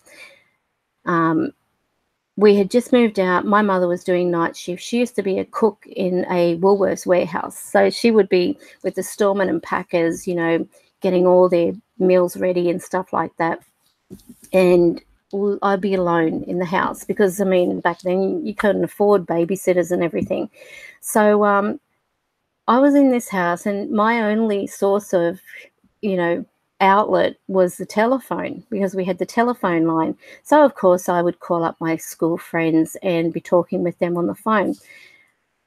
Then all of a sudden I'm sitting on the phone. I had the TV on, and back then the screens were very reflective, none of this stuff they've got today. And I could see the things behind me, if that makes sense to you. So those who don't know what TVs were like back then, they were like the dome-shaped lenses on the front, the glass, and you could actually see everything in the room. It was like a mirror, if you want to put it like that, especially when there were dark bits on the TV. So I'm sitting there talking on the phone with my friend Jackie, and talking about homework and things that we've got to do for an assignment. I think, might have been English or science, one of the two. And because they're the only ones that I wanted to do homework for. I hated the other subjects, except art. But anyway, art was all done at school. So anyway, I'm sitting there. I notice as I'm talking to her that the hallway door directly behind the lounge was slowly opening. So I'm thinking, oh, it must be one of the cats, because we did have cats, Pebbles and Tom, and they were like a mirror image of one another. That's another story. But I turned around and I looked, and then I noticed that the cats were lying beside me. They were on the cushion, curled up with one another beside me. So it wasn't the cats, and there was nothing else in the house. So I'm thinking, oh no, I'm not alone. I started talking to Jackie about the door just open. She said, go and close it. So I went over, closed it. I mean, it's a new house. So I'm thinking, oh, maybe it's just my imagination. Maybe it's a loose door, making logic, even though I see these things and had the awareness of them. But nothing showed itself. Then, just beside, as you walk into that hallway, on the direct left of that door as you go in, there was the bathroom. At the end of the hallway was my bedroom, and right beside, opposite the bathroom, was my mother's bedroom. So I'm thinking, okay, maybe it's a draft. Got up, checked, no windows open, and I then put my hand on the ground to feel like if there was any draft coming up through the floorboards. You've got to, I learnt about debunking things very early. Let me just put it that way, because I had got sick and tired of people saying, oh, no, it's nothing there and blah, blah, blah. So I was always sussing things out, and I knew that they were coming up through the floor when I would see them. This is where the energy began, and then they'd rise up through the floor. Sometimes they could be standing shoulder height through the floor talking to me, like their body is beneath the house, if that makes sense to you, and all they've got is like from their shoulders up through the floor. So I thought, okay, the floor isn't cool. I can't feel anything there. Maybe it was just like a loose thing. So I went to the door, shut the door, sort of pulled at the handle type of thing to see whether it unlocked itself. No, it didn't unlock itself. It was secure, and it was a heavy door. So closed the door, made sure it was, the latch was on. I heard the click, went back, sat down, talking with my friend. 10 minutes later, I look in the reflection of the TV, door opens up again.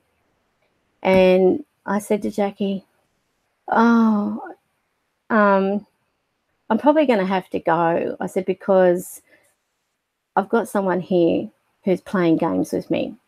And she's, of course, freaking out. Oh, my God, do you want to ring the police? I said, no, police can deal with these. I said, this is normal. I think it might be someone who's trying to get my attention.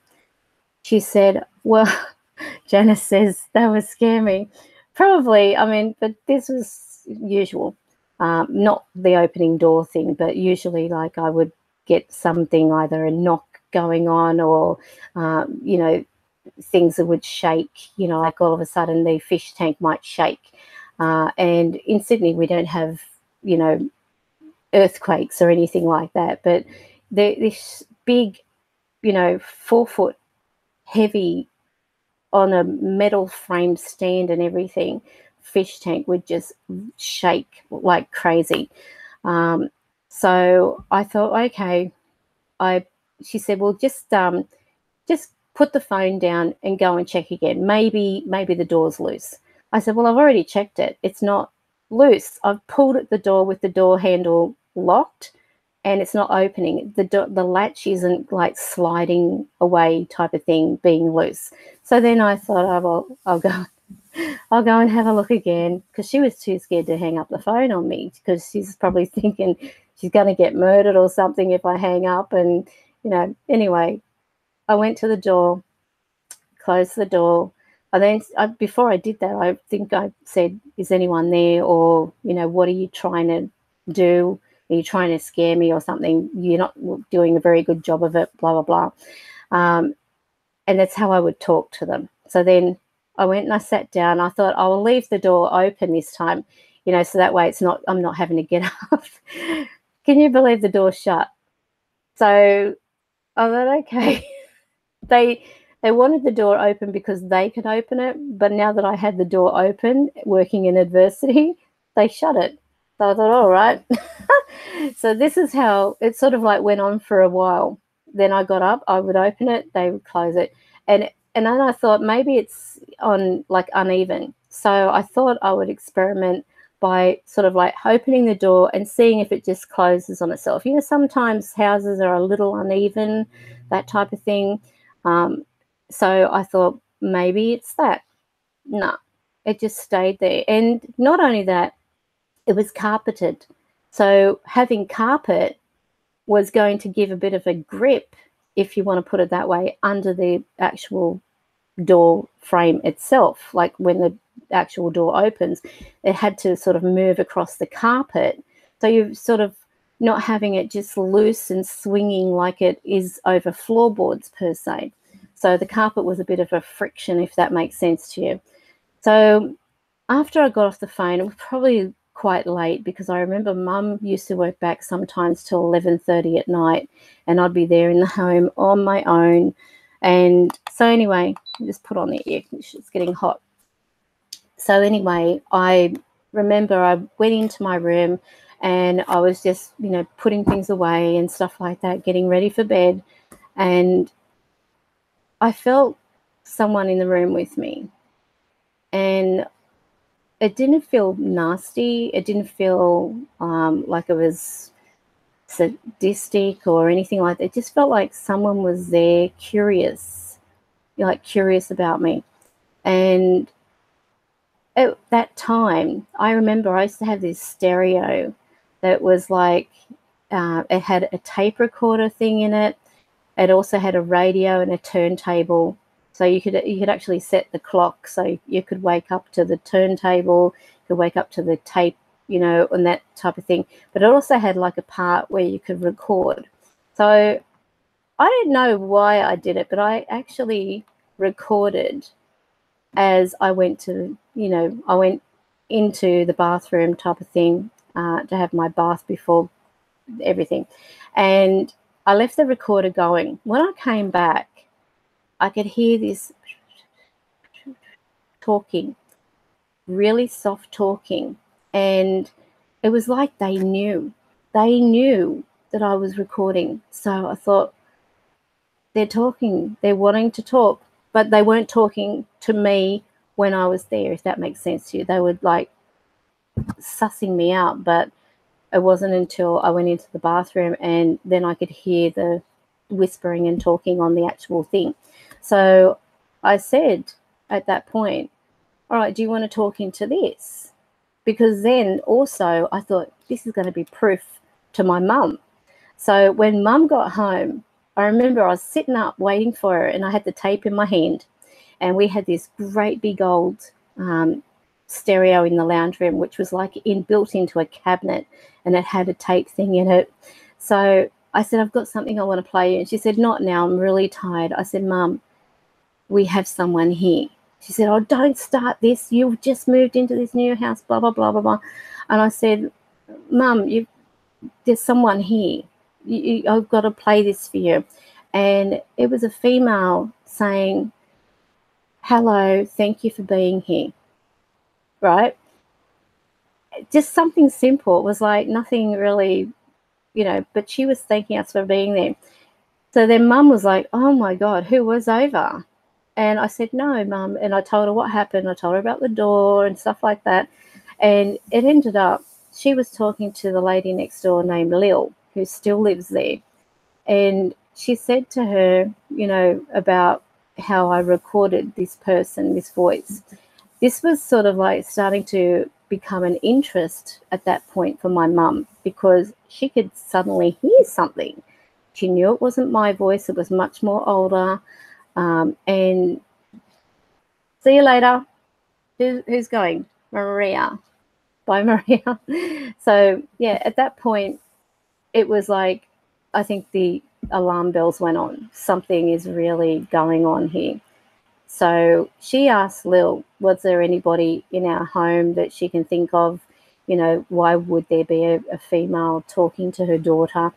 Lil said, well, it's funny because before you moved in, there was another family, but then before them was a female who was there with her young child. And she said, I can't say for a fact whether it was like at her own hand or whether someone, you know, had foul play, because nothing was actually ever put down as being under suspicious circumstances, if that makes sense to you. So there was no like clear finding, but she said she died in the bathroom. Now, my mother died in that bathroom, in the same bathroom of that house. So whether this is a link to the energy there, who knows? But yeah, my stepfather came in, found my mother on the bathroom floor, and was trying to sort of move her out because it was like a narrow area. And he said that as he was dragging her out, he had no choice but to break her arm to get her out of that, where she had fallen. She had fallen down beside the bathtub and the actual vanity and so on. And so it was, yeah. And even to the point where I started getting suspicious, you know, did my stepdad do something? Because it wasn't long after, you know, we're talking maybe 6-8 months, that he remarried. But there was no autopsy done. It was like, hurry, get a cremated kind of thing. And I was gobsmacked. I mean, even to this day, I don't know. Well, Mum said she had a heart attack, but was it a heart attack? I don't know. I don't know. It's sort of like something tells me, like, I refuse to believe it, because of the fact that connection with that female all those years ago when I used to live there as a kid, it was hard. It was really hard. But yeah, this woman she was apparently a single mum. Her daughter was then, you know, taken by the family, so to speak. At least the daughter, from what Lil said, went to live with the family. So that's a blessing anyway. She wasn't fostered out. And, you know, because imagine how traumatic the poor little thing would have been. But it was, you know, when I think about it, yeah, Mum passed away in that bathroom. So maybe there's a link. Maybe the energy, you know, from that spirit being around the bathroom, because that's where she was found also, to, you know, to families before we went in, so to speak, if that makes sense. Her energy was there. I don't know, because I don't see Lil personally, but I don't think Mum ever asked whether there was any other, you know, passing over in the bathroom by anyone else. But for Lil to come out with, you know, well, there was a female who passed away in the house. So, you know, they found her in the bathroom, or her daughter found her in the bathroom. Someone obviously found her. And she said, I don't know whether she died at her own hand or, you know, from foul play.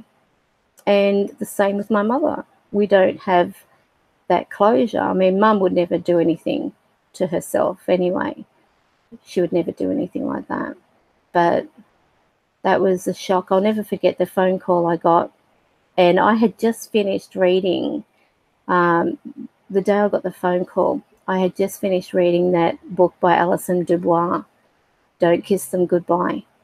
And I was going to work and catching the train. So every day on my way to work on the train and on my way back, I would, I had needed something to read. So I thought, that was at the newsagents. So I'll grab that and I'll read it. At least I'm reading about someone who shares similar kind of experiences that I've had. So it sort of like was my way of connecting, you want to put it that way, with people who have the same type of thing, so I just didn't feel alone, I guess you could call it like that. But the day that I finished the last chapter was the day I got the phone call from my other half. He said, "You got to come home."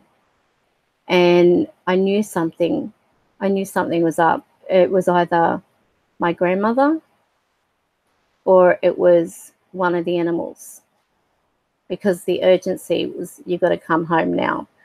And I said to him, just heard something. I said to him, "Look, just tell me, what is it?" And he said, "Your mother died." And I'll never forget, I screamed and I dropped the phone. And one of the co-workers went over, picked up the phone saying hello, because they thought maybe it was a bomb threat or something like that. And they said, "Who is this?" And he said, he said, "What happened?" So they actually gave me a taxi, because I used to work for the Trading Post a long time ago, the old Trading Post newspaper and everything. And so then I got to that point where I couldn't even think. I was like delusional. I was like, oh my God, I did not expect my mother, of all people. Mum was full of life. She was active. She had her own business. She was a dog breeder. She also did, she had a mobile dog wash salon type of thing.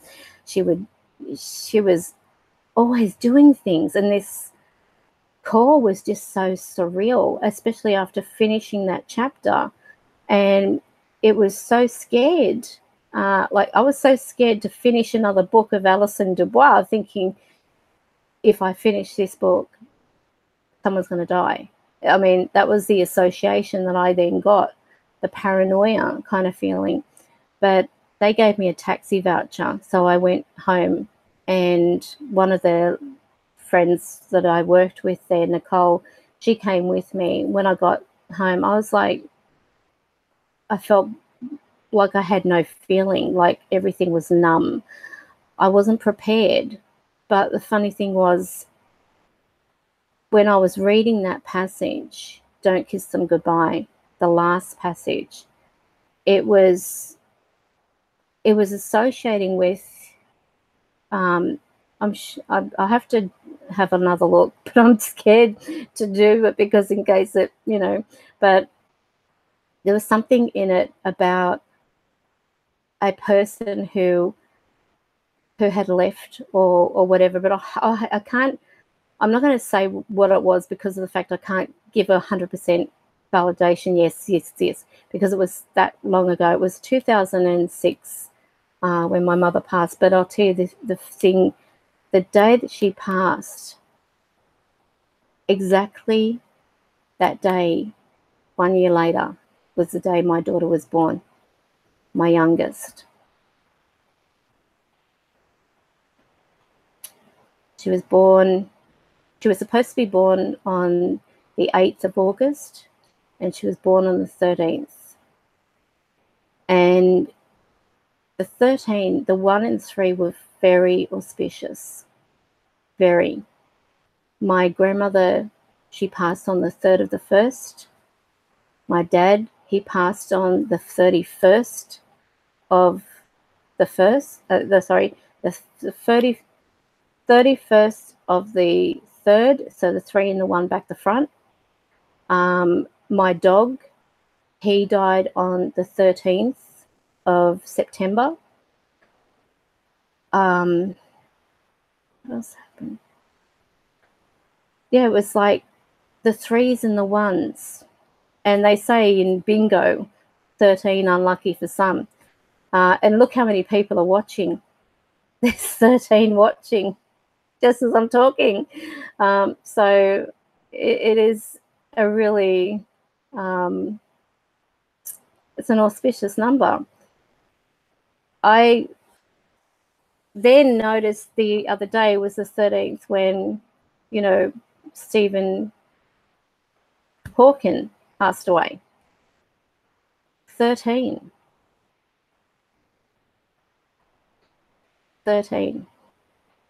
So it's a, yeah, if you look at the combination of the 13, what's that? My daughter was born on my late grandmother's death. Yeah, but to have it 1 year later, she was supposed to be born on the 8th of August and to be born on the 13th, which was the same date as my mother. And not only that, get this, my aunties actually pointed out, my skeptical aunts turned around and said, "Did you take notice of the room number you're in?" And I said, "No, what is it?" And they said, 138. And the 13th of August was my mother's passing. The 13th of August was the day my daughter was born, and I'm in 138, the room. Coincidence, maybe, but I'll never forget, because I was actually rushed to theatre. They were going to do a C-section on me because they couldn't get the heartbeat of my daughter. They had this thing that they put in and it stuck to the top of her head to try and get a heartbeat. I wanted like a natural birth, like I did with my other daughters, you know, just natural. But she was coming really quick, but they were worried that she wasn't going to get any oxygen, that she would be, you know, either having a cord wrapped around her neck or something like that. So when they rushed me to theatre, it was, I mean, I had a beautiful, beautiful man who was my doctor. He was an Asian gentleman. His voice calmed me, absolutely calmed me. You know, it was weird too. On the way to the theatre, they somehow got to the wrong floor, and there was all this, you know, it was like delays. They got me to the wrong floor. The doors open. They said, "This isn't the floor we've got to go to." They're pressing these buttons and they're going up and down. And then I finally get to the theatre. They're prepping me to do a cesarean. And I heard what sounded like my mother's voice. She said, "Now." And I bared down. And they said, "What are you doing?" I said, "I can't stop." And I delivered her naturally.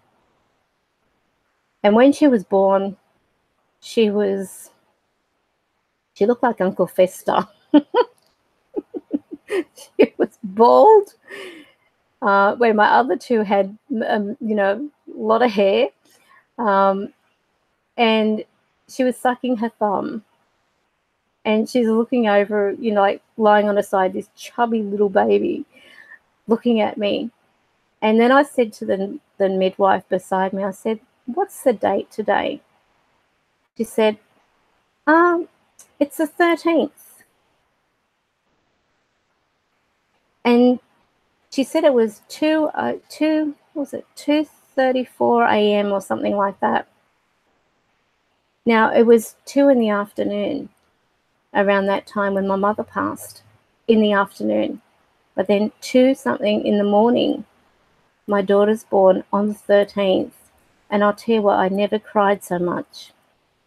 I was crying in between, like, oh my God, this is the day my mother passed.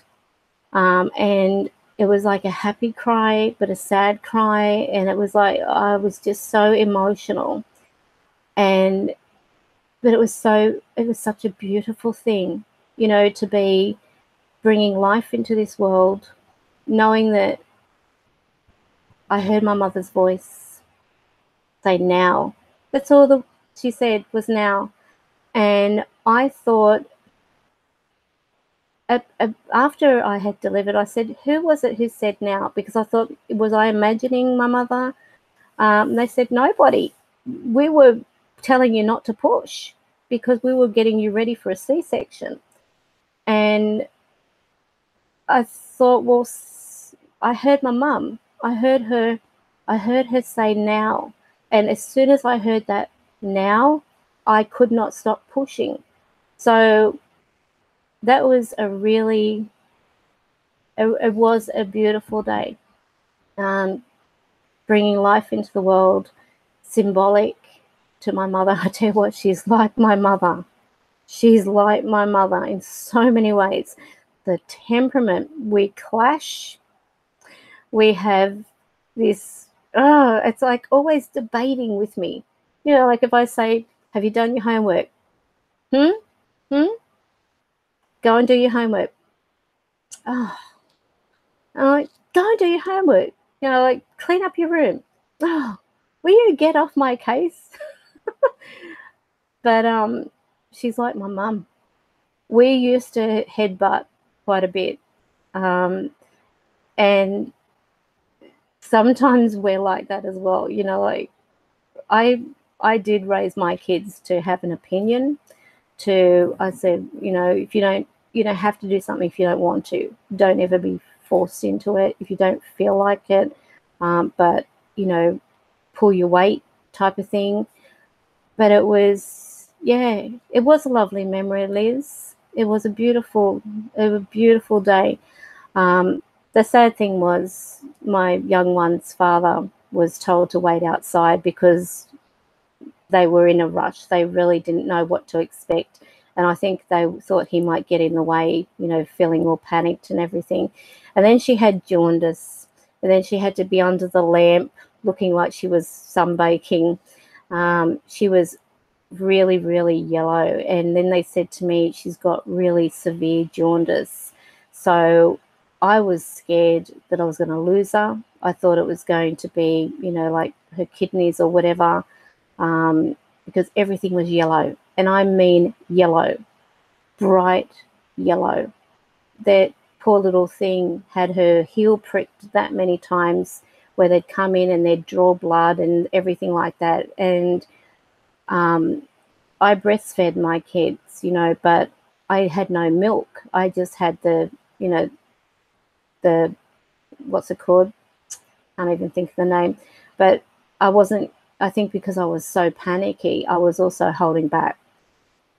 So, yeah, she went always, poor little thing. Every time they'd come in, they would prick her heel to get the blood and they'd squeeze a heel to get the blood and she'd be screaming. And I thought, oh, my God, you know, it was horrible.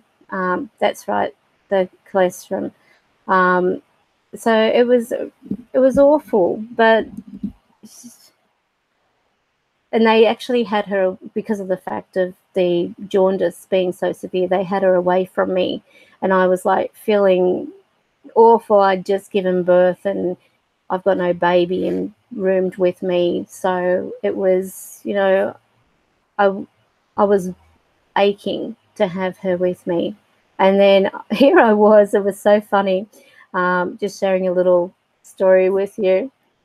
It was that day I had a lady in the room with me at this hospital because I just went public, and she was talking to me and her baby was crying and stuff like that, and I was bragging about how all my babies have been quiet, and I can't wait, you know, to be roomed in with my little one and to be able to feed her and stuff like that. And I mean, thinking I've got a quiet baby coming.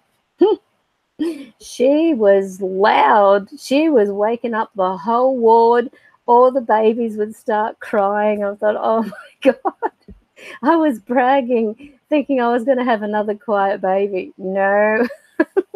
And then it was funny because I joined one of those online mother groups, and it was great because, I mean, being older too, and a lot of them were like young, 20 years old, something like that. But it was like I was I was like a brand new mum. With each of my kids, I was reading up about the stage of development. I was, excited watching I used to have like this little thing on my computer where it would show how the baby was growing in the uterus week by week. I can't remember the name of it, but it was so good. It was like a calendar thing, and it would pop up when you'd open up your computer, and it would show the baby in its stages of development and stuff like that. And it was a really, really good app. I'll never forget talking to my dad in the States at that time, and we went to have the ultrasound, and the ultrasound was a 3D one where you could actually see the baby and stuff like that. We sent it to my dad, and he made a video of that ultrasound. He was beside himself. He was so happy to be a grandfather. But the sad thing was he never got to see her face to face. He never got to hold his grandbaby. But it was beautiful. And he would put these little videos together. He's actually got, I think, still his YouTube channel is Randy Keever, Keever. And he's got one video on there called Old Fart, which he had photos of himself, when he was a baby, and photo of me as a baby, sort of like showing the fact that we looked alike as babies. So it was lovely. But he was rapt to know that he was a grandfather again. So there were a lot of things that were sort of like preventing us from seeing each other. The fact that I felt pregnant, the fact that I had trouble with the passports for some reason. It was just one thing after another. But I'll never forget, he was one of the first people that were called from the hospital to let him know that he was a grandfather. And so he was very, very proud. So yeah, it's my story about my birth for my daughter and the coincidences of numbers and everything like that. But it's just, going back to everything, a bit of condensation of what we talked about tonight, or what I talked about. I'm the only one basically talking here. What's that? Yeah, it is. It's a shame that I didn't. I would have. But even after my father passed, I could have gone over there, but I didn't want to go and visit a grave. You know what I mean? Because he was not there. His body was there, 6 feet under, but he wasn't there.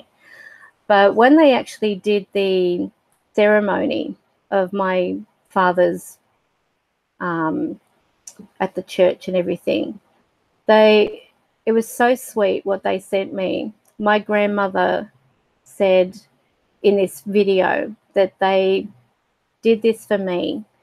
They had someone recording on tape, like they're sitting in the pew, and then each person came and sat down as though it was me sitting in the pew, watching the family come and sit down, going up to see my dad.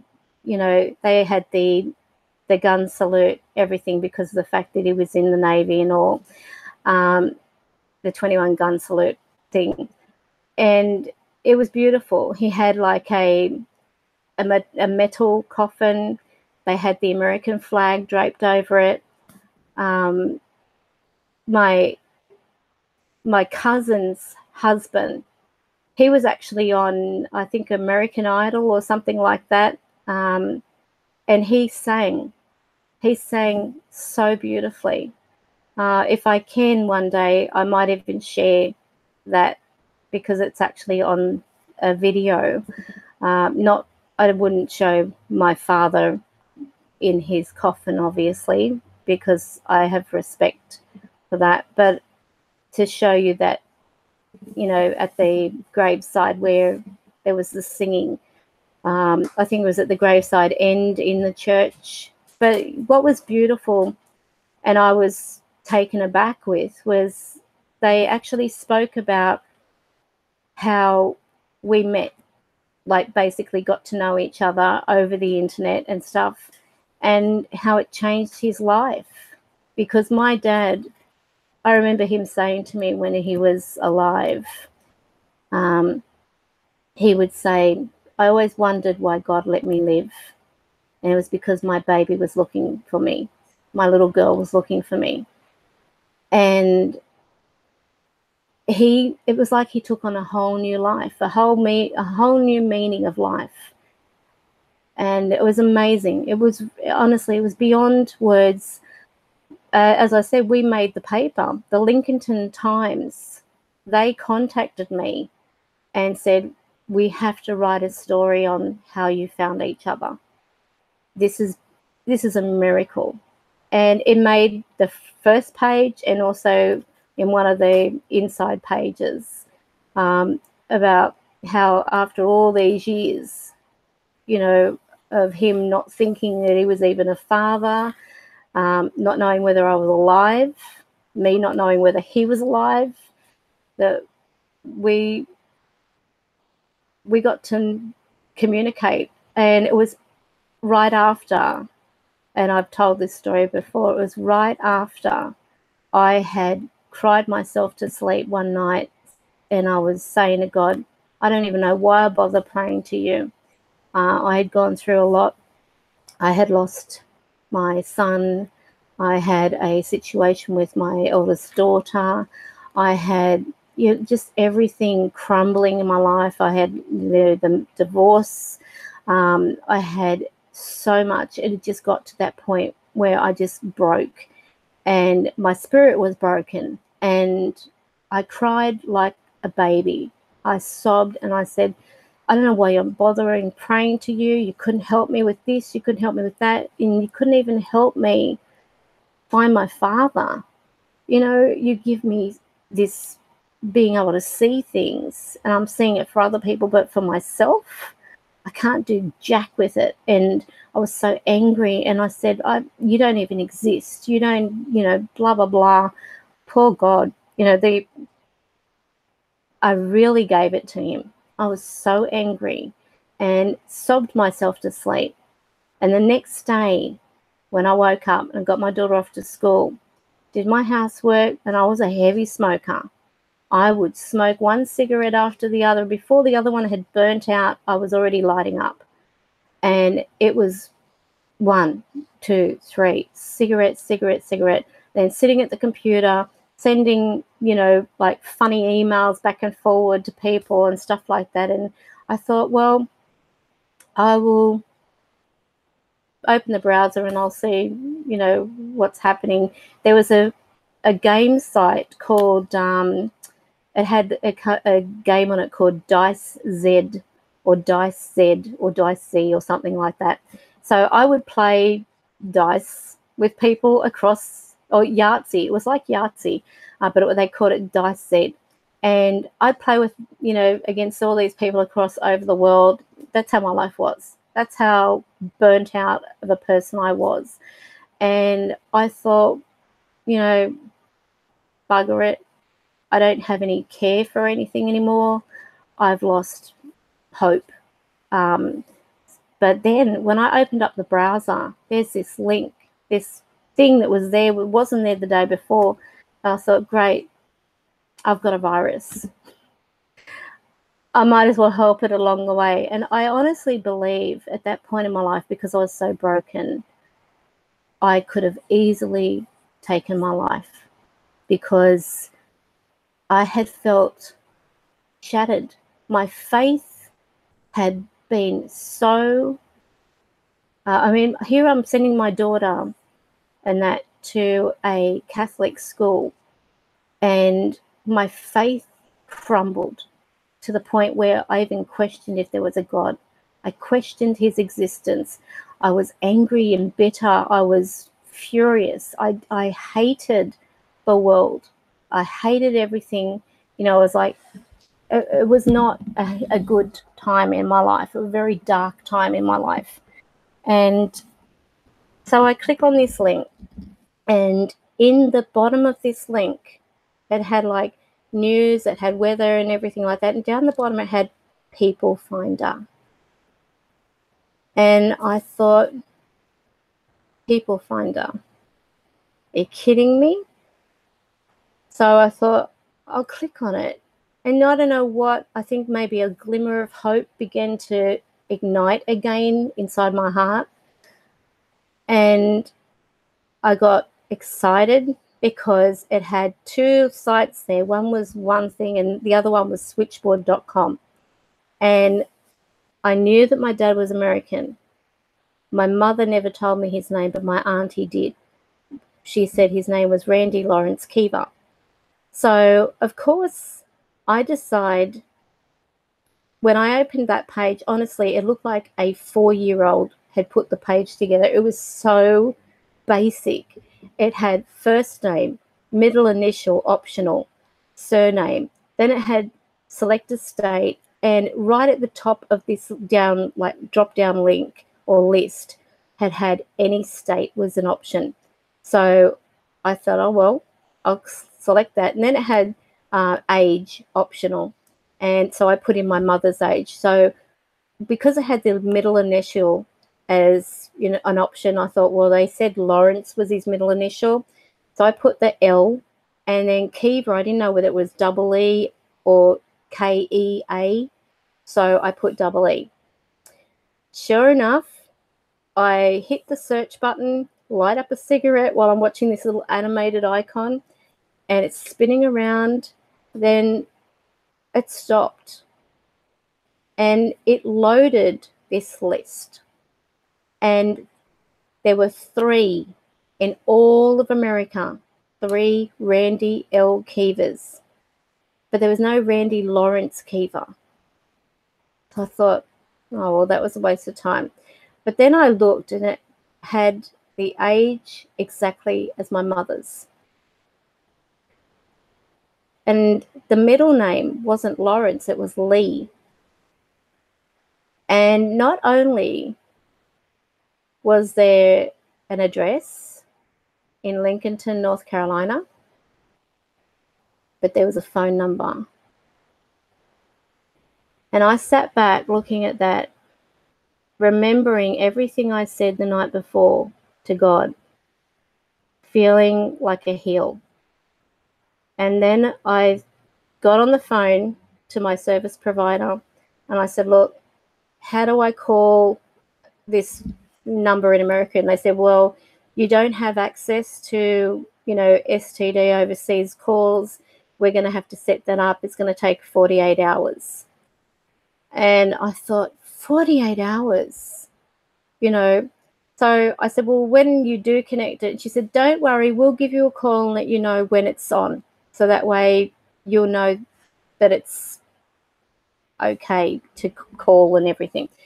I said, look, I really need to make this phone call. She said, look, I understand, but, it's got to go through a process and blah, blah, blah. And she said, but I said, so how would I call it? Do I just dial the number 704, blah, blah, blah? And she said, no, you've got to dial 0011 and then 704 and the rest of the number. And I said, okay. When I got off the phone with her, I then turned and said aloud, okay, God, if this is you and you are listening to me and there is real, this is really you showing me that you are doing something, you're going to make it possible for me to dial this number right now and get through. And my hand on my heart, I dialed the number exactly as the lady said, and it rang. And I was waiting for the number to drop out, like it rings a bit and then drops out if you're not getting through. A man answered, very broad American accent, hello. And I said, hi, can I speak to Randy Kiva, please? And he said, I'm Randy Kiva. And I didn't even think to check the time. This poor man is getting a phone call in the late at night. And I just didn't even think about that. I just thought, I've got to call.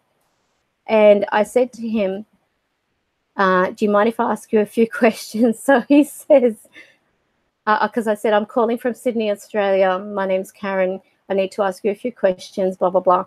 And he said, is this another market research? I said, no. And I said, I just need to ask you a few questions if that's okay. He said, you're okay. And I said, were you ever in the Navy? He said, yes, I was.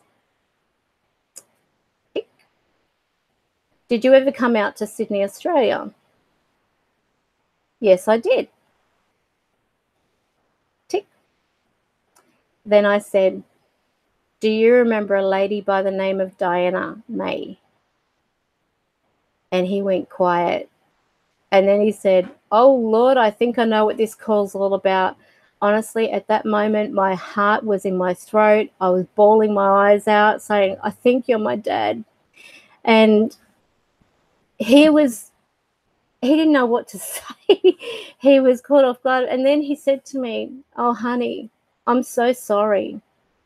And I thought he was going to say, you probably got the wrong person, but he didn't. He said to me, I always wondered if I was a father. And I said, why do you say that? And he said, because your mother wrote to me on the ship and she said that she was with child. And he said, but in her letter, she said she was going to adopt the baby out. And I said, she was going to, but she had a dream, which is what my mother told me. And I get this is a skeptic woman, had a dream that she had a baby girl. When I was born, they took me from her and put me in another wing of the hospital altogether. And they had papers in front of her so that when she woke up, that they were there to be signed and I was going to be adopted out and she wouldn't see me or know of me or anything like that. Didn't get told my sex or anything like that. But she had this dream that she was at her cousin's place and they were all going goo-gaga over this baby that she was holding, and everyone was taking a turn at holding the baby, and she said, and it was a little girl. So when she woke up, she had that burning desire, I want to see my baby. She said to the nurse, can I see my daughter? And the nurse said, hang on a minute. She got the matron who came in, and actually Mum said she yelled at her, telling her, you tell me, who told you the sex of the baby? Mum said, nobody. And she said, I don't believe you. And she said, no, you can't see it. You've got to sign these papers. She said, it's better for you. Sign the papers because you're not married, blah, blah, blah. And so my mother was in this predicament where she had her whole life ahead of her. She could have easily just signed the papers, handed me over to God knows who, and I would have been raised as someone else's child, never knowing my mother. I mean, it was bad enough growing up not knowing my father. I couldn't imagine being in a position where I don't know my biological mother. It was awful. So she ended up keeping me, obviously, but it was amazing. My dad was saying that here he was on the ship, his shipmates were saying, don't fall for that. She's probably, got a guy she's probably doesn't even know who the father is, blah, blah, blah. She might not even be pregnant. Don't fall for it. She might be looking for a dual citizenship. All this, condemning my mother without knowing her from his shipmates and his captain and whatever. And they tore up the letter and threw it overboard. And he said, and I always wondered if I was a father. And then I said, well, you're not only a father, you're a grandfather. And he started getting all teary and I started getting teary. And I tell you what, that whole day and probably for that whole week, the rest of it, I had cried and cried and cried more than I've ever cried in my life. But these were happy tears. These were tears that I can't even describe. It was like I was beaming. I was, walking to the school to pick my daughter up, got there, my eyes were bloodshot. I had tears just streaming down my face onto my top. My top was soaked from crying, and I was smiling. She was a bit confused. Why are you crying and you're smiling? I said, I've got the best news. And I told my daughter, and she said, I've got a poppy in America. And I said, yeah, and he wants to know you. He wants to see our photos. I sent photos over straight away. He said, you're exactly like my mother. There's no denying you're my daughter. He accepted me with open arms. Now, this is a man who could have said, I don't want anything to do with you. She might be after alimony or something. She might be wanting me to give her money. I didn't want anything. I said, I don't want anything from you. I just want to be acknowledged. That's it. I just want you to say, you're mine, you're my daughter, and to be accepted. So it was really a beautiful thing. And God intervened. Now get this. About a day and a half later, I get a phone call from Optus to say, you can now make overseas phone calls because we have connected the line. I said, you're kidding? I said, do you know how many calls I've made overseas since I spoke to the operator who was setting this up? And they said, you can't have. I said, well, I have. And they said, but there's nothing registered. We've just connected you now and we're giving you the call. They were arguing with me saying, no, you couldn't have. You must be imagining things, lady. But I had the call. God opened the channel. He opened the way for me to talk to my dad. So now, if anyone says to me there's no God, I say, yeah, I know for a fact there is, because he made it possible for me to find my father. He made it possible for me to know my biological father before he died. And not many people get that chance to be able to experience something so phenomenal. And all my life, I remember, in Sunday school, always feeling a connection with God. But I just, at that point, I'm not saying I'm holy. I'm far from holy. I have probably got more bad past choices, that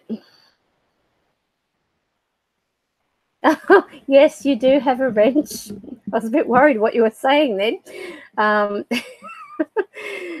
So hi, Scott. So I really did have an incredible intervention, and I owe it to God. And they'll tell you something else, when they say, and this isn't like turning into a religious thing by any means, but I just want to share with you, before I found my father, talk about God already working. They say God is never late. Believe it, because a neighbor who moved in beside me was wheelchair bound and, unable, like paralyzed down one side. She'd had a stroke. During my phone call, here I was, and I'll just sort of like go to this neighbor first. When she moved in, my heart took pity, and I thought, oh, the poor thing. I looked out my window and I could see this woman struggling to walk. She had a walking stick on one hand, but all down one side paralyzed. So she was basically dragging the other part of her body. Her arm had no movement in it. And I thought, oh. So I went over and I introduced myself. I think I took a tray of cookies or something. And I said, look, I'm not the kind of person who's a sticky beak or anything like that. I said, but if you ever need anything, this is my phone number. Give me a call. I'll help you. She had a husband, but I could see that he wasn't really helping. You know what I mean? Anyway, to give them an opportunity to get out and go and have a holiday and everything, I said, I'll look after the pets, don't worry. I'll clean up your home. I mean, they used to lock the pets in the house and it would reek. Honestly, I was knocked out by the smell, but thank God they had like a lino through the home because of her being unable to do things. It had to be very simple. So mopping and sweeping and everything, having the lino down was easier. So, of course, I would go in there. I would literally hose their bathroom completely and then put all bleach and Dettol and everything. And I would take over my own cleaning products because they didn't have very many. And cleaning things out, just cleaning. And it made me feel good as a person, as a human being, to be able to do that for someone who was less fortunate. But it wasn't like, I'm doing this and, take notice of me and I'm such a good person, blah, blah. It was just a feeling that, it's so nice to be able to do something for someone and they're such a nice person. And it was no trouble at all. And of an Easter, she'd give me an Easter egg and she'd give my daughter, Easter eggs and stuff like that. But it wasn't that I did it because I wanted anything. I considered her a friend. I took a liking to her. Her name was Joanne. We would sit and chat and laugh, talk about things. And then I shared with her about finding my dad and stuff like that. And that day when I was talking to my dad on the phone, he said, are you sitting down? And I said, yeah. I said, why? And he said, I've got something to tell you. And I said, what is it? And he said, I'm in a wheelchair. And then that's when it hit me. This wasn't just coincidence that God stepped in now. He stepped in when Joanne moved in because he prepared me for a person who was, with a disability.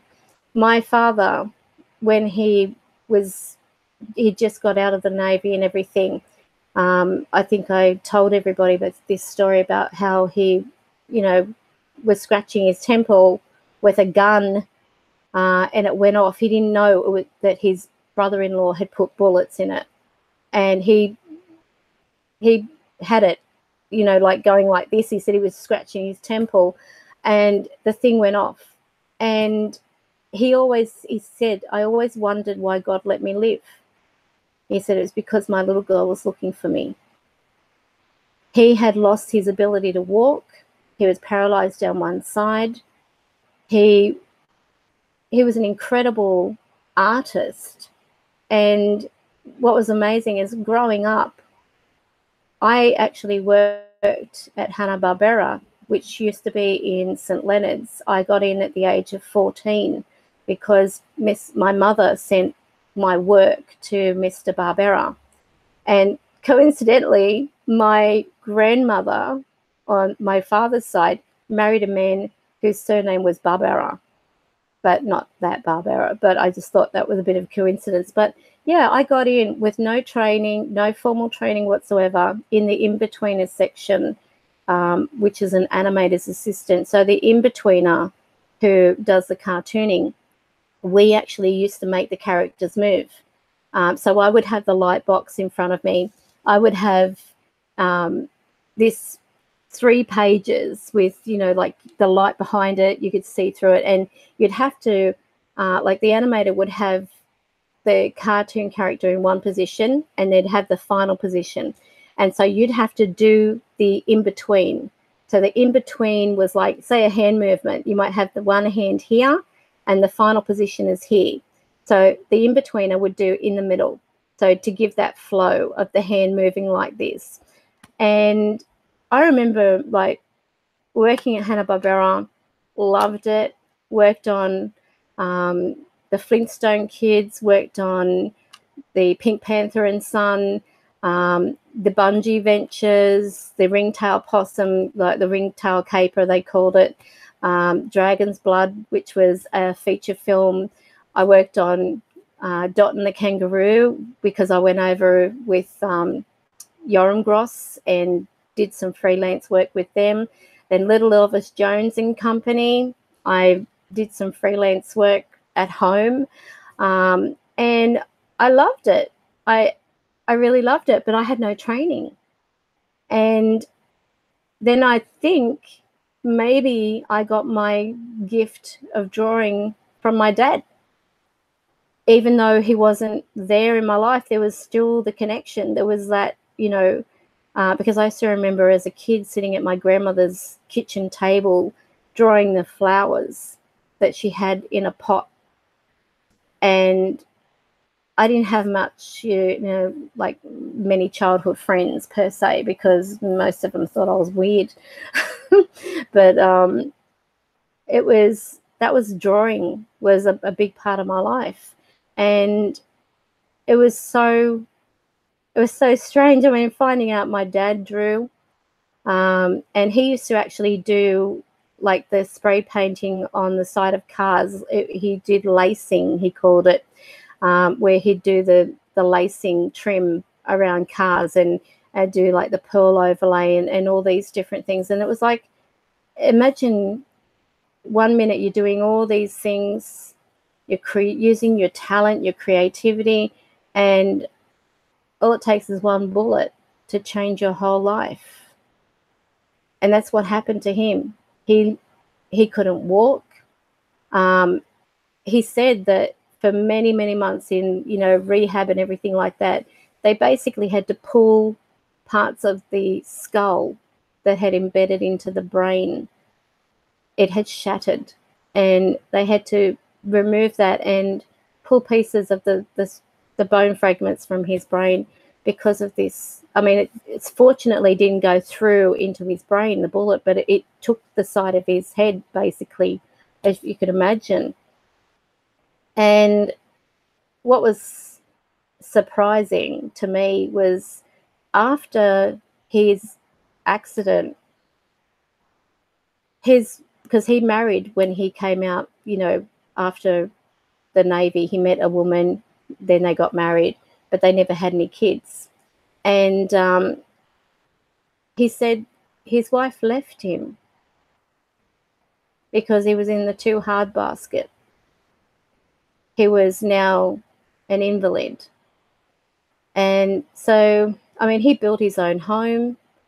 He was a very smart person.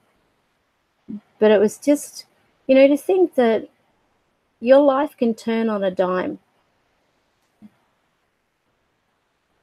Don't take it for granted. But yeah, going back to my dad, that day when he came and he visited me and he said he wanted to give me a hug, I could kick myself because I didn't think to open my eyes sooner. Otherwise, I would have seen him. But I saw his light and I felt his love around me. And it was really an incredible thing. It was really, you know, like having that moment where my dad visited me. And people say, I mean, I laugh at some people and they say, oh, spirits can't cross salt.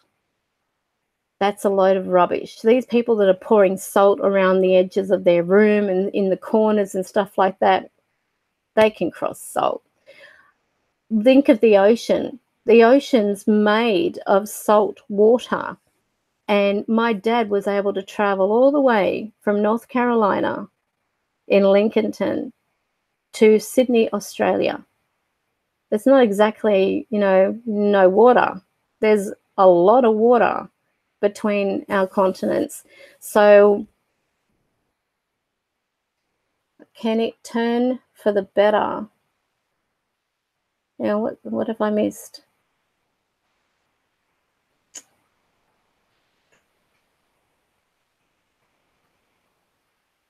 I don't know what I've missed.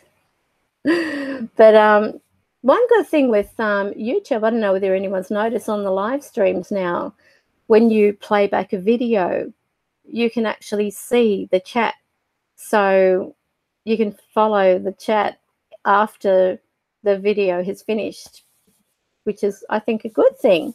So I can actually go back and, you know, what I've missed, have a look at. But yeah, life, you actually got it in one there, strawberry wine. Life is very fragile, and it's also what we make of it too. But as I said, I've never been, you know, a perfect person. I'm far from holier than thou or anything like that. I've made my mistakes, and I've paid for my mistakes too. Like, I'm not an alcoholic, and I'm not a drug addict or anything like that. And I mean, there are some times I think I could have been. It probably needed just a little push in a certain direction, and I could have been there. It's only by the grace of God that I had God around me. And I'm not saying no one does. I think everybody does. But we shut him out. And when we don't get what we want, we curse at him and we say he doesn't exist. I mean, as I said, I was there. I was like, what am I bothering to pray for you? You know, why am I bothering teaching my kids about God when you can't even help me? And it was funny because, and not funny, but at that point, I even said to him, you couldn't even help me find my father, and you can't even help me find someone to come into my life. And there's no way I'm going to go out there looking for anybody. So you're going to have to bring them to me, because I'm not going looking. You know, I refuse to put myself out there like a meat market. I'm not going to join any type of thing where it looks like I'm shopping for a pet, you know, like these, that's what it looks like to me. You know, within these websites where, what is it, like Tinder or something like that. I don't know whether they had that back then, but I've seen them. And it actually looks like you're shopping for a pet. Like they're saying all their good qualities, whether they're family friendly, and their photo. And you think, this is not, I can't do something like this. I mean, after my other half cheated on me, I went through a moment where I thought, you know, I don't want to be alone. But then I think if someone's going to come, then it's going to be that the angels are going to bring them. You know, they're going to be divinely planned. They're not going to be someone who I've been chatting up with or that kind of thing. I'm not into that. I'm a basic kind of person, and I've also got to be careful as well, because I don't want to be hurt. I'm very insecure when it comes to being hurt and stuff like that. Sounds like an advertisement, but it's not. So anyway, yeah. So to me, at that point, I was also saying to God, and I'm lonely, and you know that, you know, I don't want to go out looking for anybody. So, you know, but honestly, after, you think meeting my dad was one thing, after that, about 2 weeks later, all of a sudden, the ceiling around the light fixture on my veranda had this hole appear. I mean, a big hole, and its crack went straight through the wiring. I thought, what the hell? And sorry for scratching my nose, and it's not that I'm lying, because I'm not. I get itchy nose, and I think it's because of makeup, because I don't normally wear makeup except for live streams. So anyway, I saw this crack, and I thought, well, I've got to get someone out to fix it. And I'm ringing around. No, we can't get anyone out there. And I said, look, I'm worried that it might catch fire, blah, blah, blah. It is through the wiring, the light fixture. It's in the ceiling on the veranda. It's right there. It's straight through. I don't know what the hell it is. Maybe it's a possum. Who knows?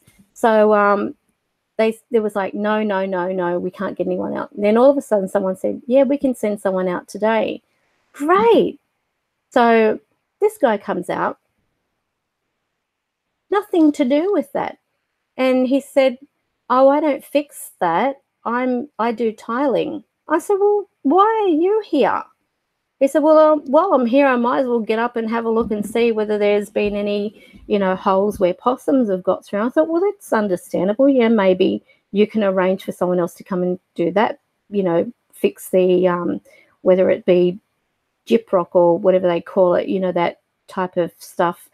And so he's up on the roof and he's checking the roof, and then he takes up this, you know, bucket thing and he's puttying up all these, you know, around the eaves and everything like that. So there were some sort of gaps and what have you. So I thought, oh, well, he was up there for quite some time. And I had to giggle because when he came down the ladder, all of a sudden it was like the heavens opened up and rain.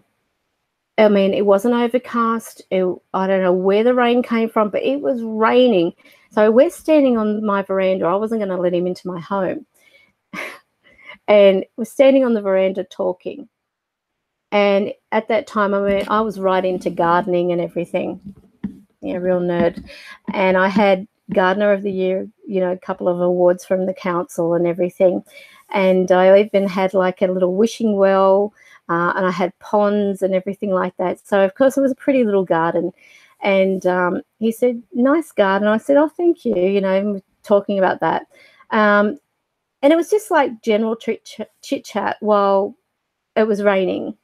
And then he said, okay, well, I said, do I have to sign something? And he said, yeah, and I'll get someone to come out and do this, and then you can fix this up. And okay. So he started to go. I go inside, shut the door, and a few minutes later, there's a knock at the door. And I looked through the peephole, and it was him. And I said, oh, did you forget something? You know, did you leave something on the roof? He said, no. He said, you seem like a really nice lady. If you ever want to go out sometime, here's my number. And I swear to God, I laughed because I'm like, I said to him, I'm a mother. That was my response. I'm a mother. And he's looking at me like he must have been embarrassed because I'm like, I wasn't flirting with you. I actually said that. I wasn't flirting with you. I was just talking to you. So so this poor guy's standing there like red-faced and everything, gives me his phone number. And it wasn't until I got and I shut the door on him, I was thinking, oh my God, you know, God has brought someone to me. I didn't go looking. I told him, if you're gonna bring me someone, they're gonna have to land on my doorstep, basically. And he did. So, and I couldn't get rid of him. So that's my youngest daughter's father, and we were together for, you know, good 12, 13 years or more, until he cheated. So I don't know, maybe things could have been different, but he was a bit of a ego kind of person. Maybe there was some good in him, as I said once before, about how he saved a snail and stuff like that, and tried to save a bird, like a cockatoo that was hit by a car.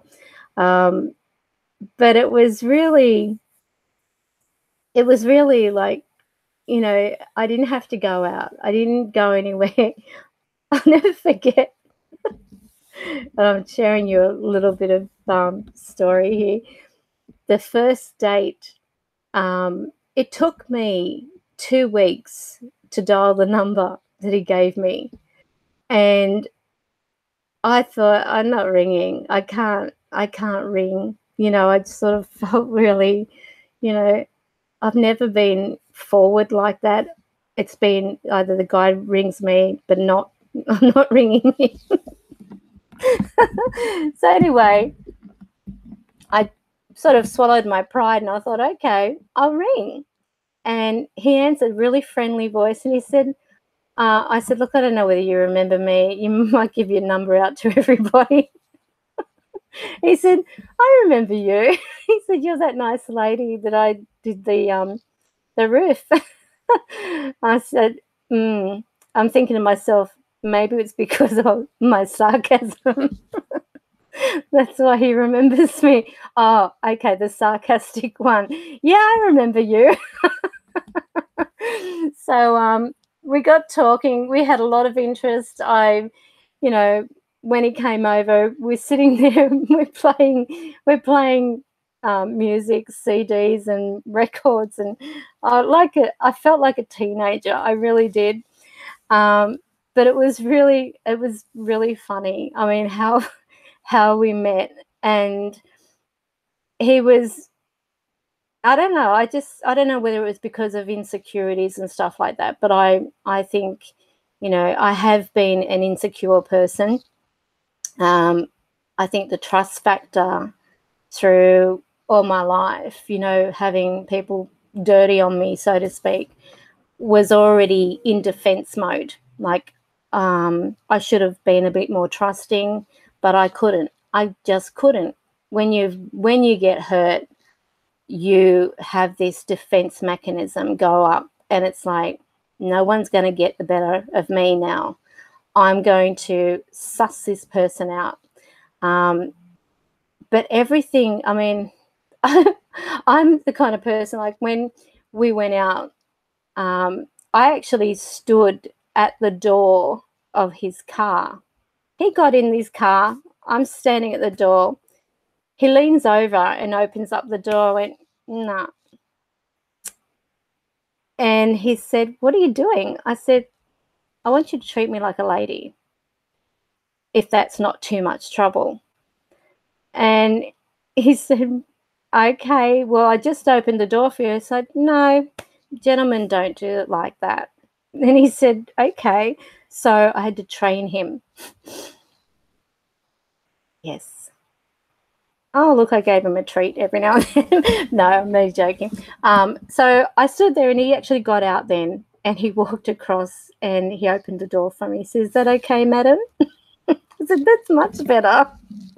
But what was funny, we went through for this dinner, and I remember buying I went shopping because I had not gone out anywhere. Bought myself some new clothes. I'm not one of these people that has half a dozen like wardrobes full of shoes or anything like that. I would probably, even to this day, have 3 pairs of going out shoes and around the house shoes and a pair of sand shoes. To me, it's basic. You have your necessities. With clothing, I don't have, 101 pieces of clothing where everything's got to be all expensive and extravagant and everything. I mean, clothing is just clothing. As long as you're comfortable, fine. But you don't have to be impressing or setting some type of, I've got this and I've got that kind of thing, because there's other things that are important. Bills are important, roof over your head's important, that type of thing, food in your belly. So, yeah, there's a lot of defenses too. Yes, I can totally relate. So in connection with our first date, it was actually quite funny. We went out to this restaurant, and I remember they had this fruit bowl, and under it was dry ice, and all the dry ice, the steam of it going all over the floor and everything. And I remember I was so nervous because, I mean, usually my idea of eating was at home and you just relax. You don't have any airs and graces. You just eat with a knife and fork. That's it. And we're in this restaurant, and I'm thinking, okay, people around, too many people for my comfort, out of my comfort zone completely. And then I'm seeing spirits, and I'm thinking, no, don't come near me, don't come near me. Then I get outside, and we get into his car, and we're driving. And he's showing me like parts of Sydney, which I've already seen. And he's saying, this is where I lived when I came over from Perth, blah, blah, blah. And look at the beautiful view and everything. But I'll never forget when we were walking to the car, we were about to cross the road. He said to me, can I hold your hand? And I looked at him like, are you all there? He will hold my hand across the road. Do I look like a grandmother? But the way he said it, like, can I hold your hand to cross the road? I was like, okay. I'll put my hand. Walking across the road. Anyway, so we're in the car and we're driving, looking at all these, like, you know, it was beautiful. Of course, you know, the city in the night time, you've got the lights and everything, and just talking, getting to know each other. No, you know, no kissing and all that kind of crap. That's for the teenagers. So anyway, we're talking, and next minute, I happen to turn as I'm talking to him. I see something moving in the back seat. I look around. There's this man sitting there. And I said, look, I've got something I've got to tell you. And he said, what? And he said, don't tell me you're married.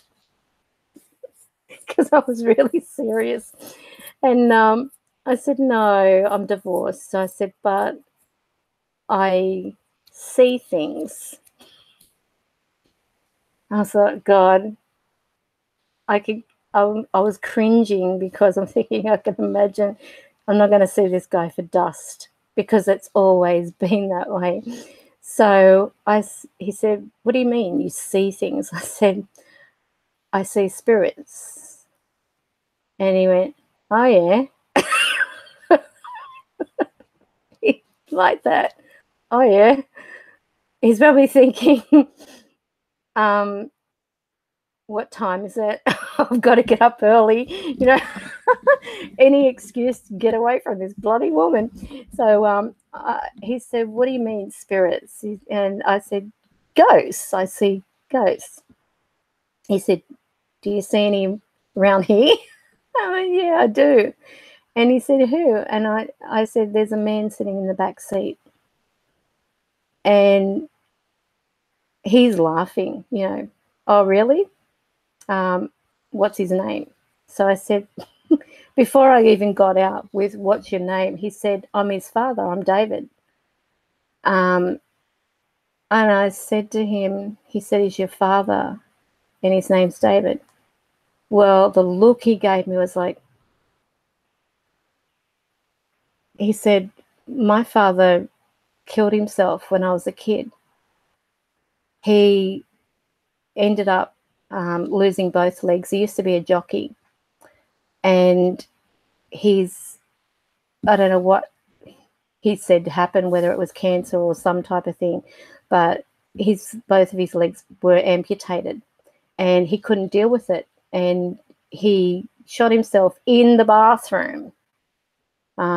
Seems like bathroom seems to be a popular place these days. So I said, well, he's sitting in the back seat and he's certainly not, you know, he certainly doesn't look like he's,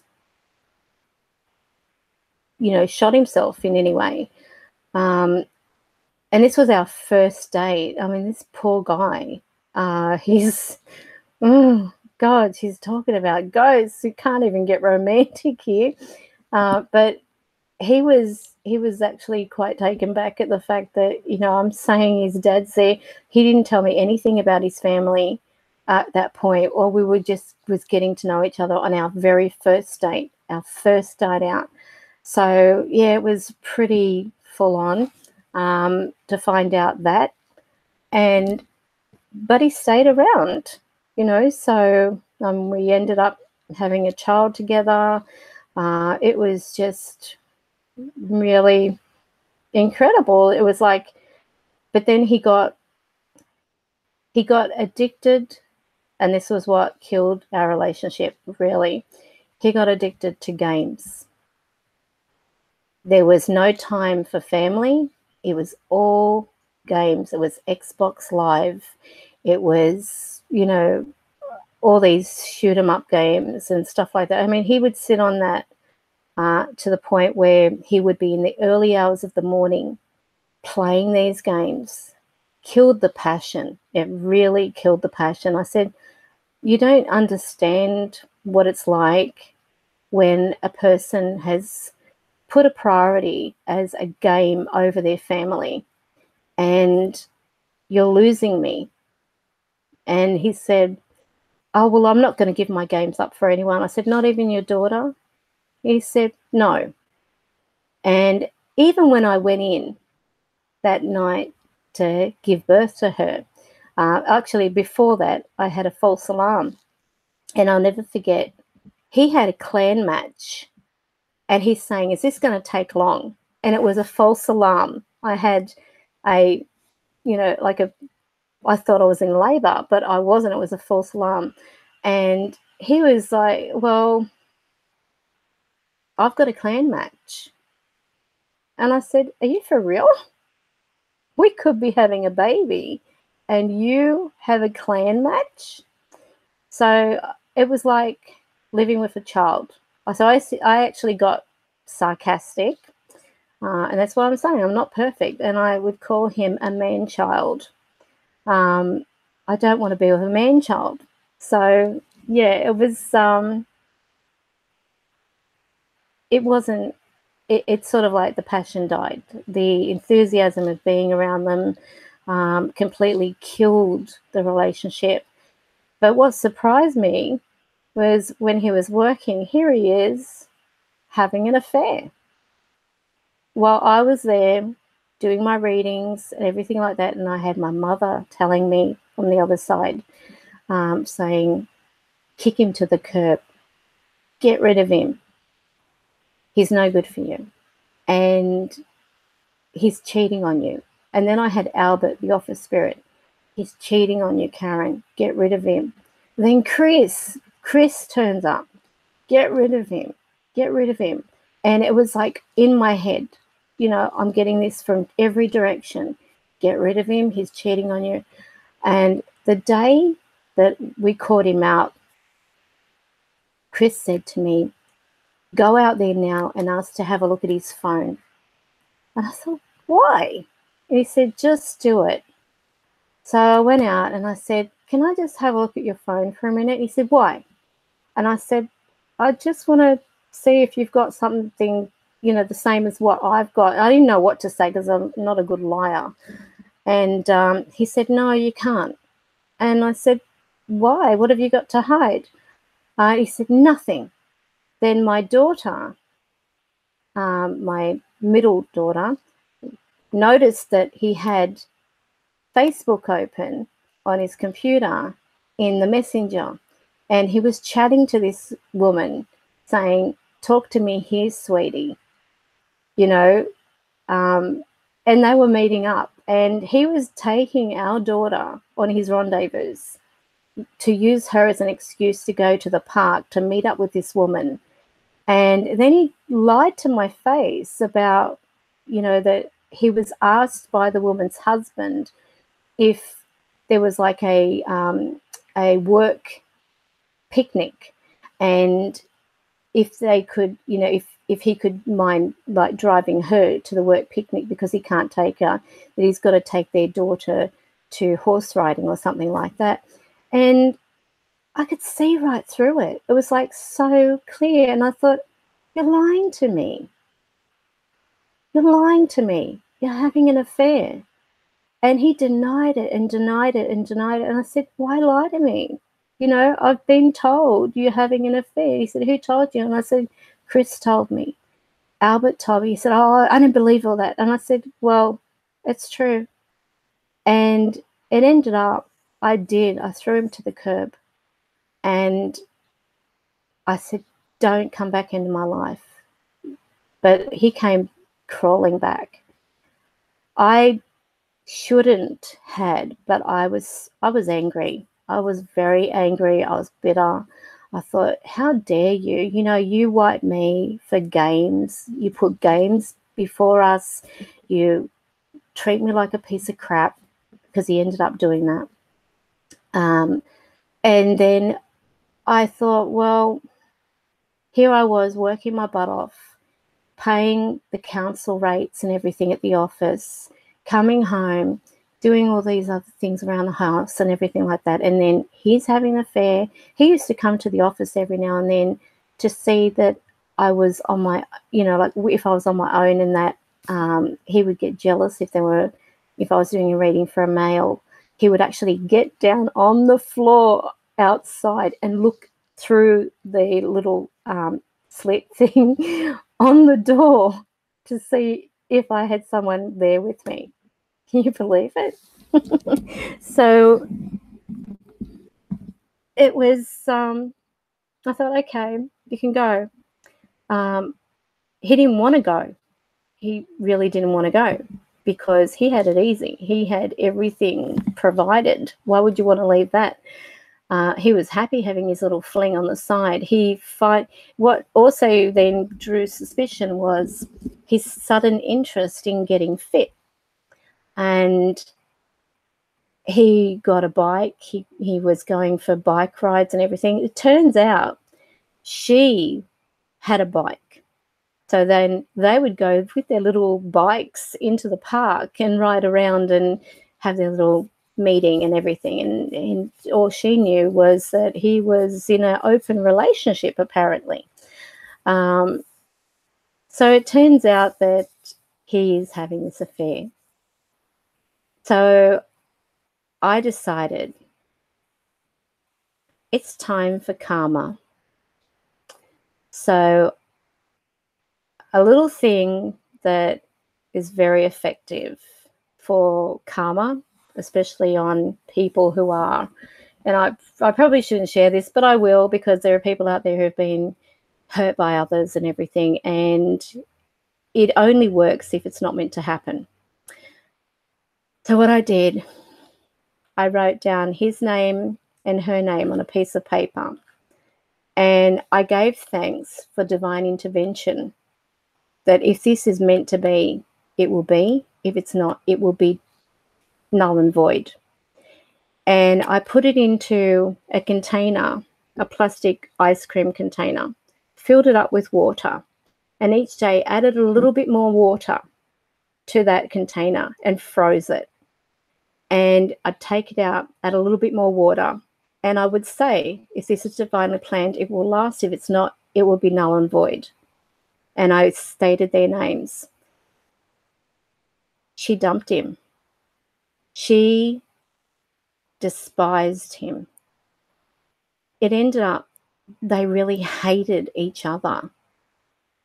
And I thought, oh my God, what have I done? You know, like I mean, you've got to, when you do it, you've got to have the intent. If it's going to, you know, if divine intervention is going to happen, that karma is going to be paid back tenfold. And he lost his job. He ended up, it is the freezer spell, yes. He ended up with nothing. Nothing. Then he was begging us to come back. And even to this day, that was 2015, the day I stopped reading at the office, because guess where he's living? In the office. No shower. Has to go to a public pool or something like that to use their showers. No cooking, you know, no kitchen type of thing with a stove or anything like that. It's just an office space. I just stopped paying the council. I stopped paying strata. I left it for him to pay. I disconnected the phone. I disconnected the internet. And he's got like, he's set up, oh my God, he's in this room, the office. That's where he lives. So that's another reason why I don't read at the office anymore.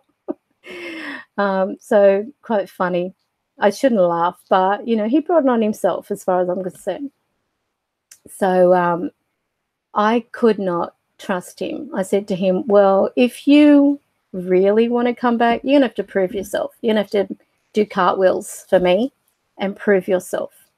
And I would say to Albert, the office spirit, because he'd come and visit me, I'd say, what's he up to?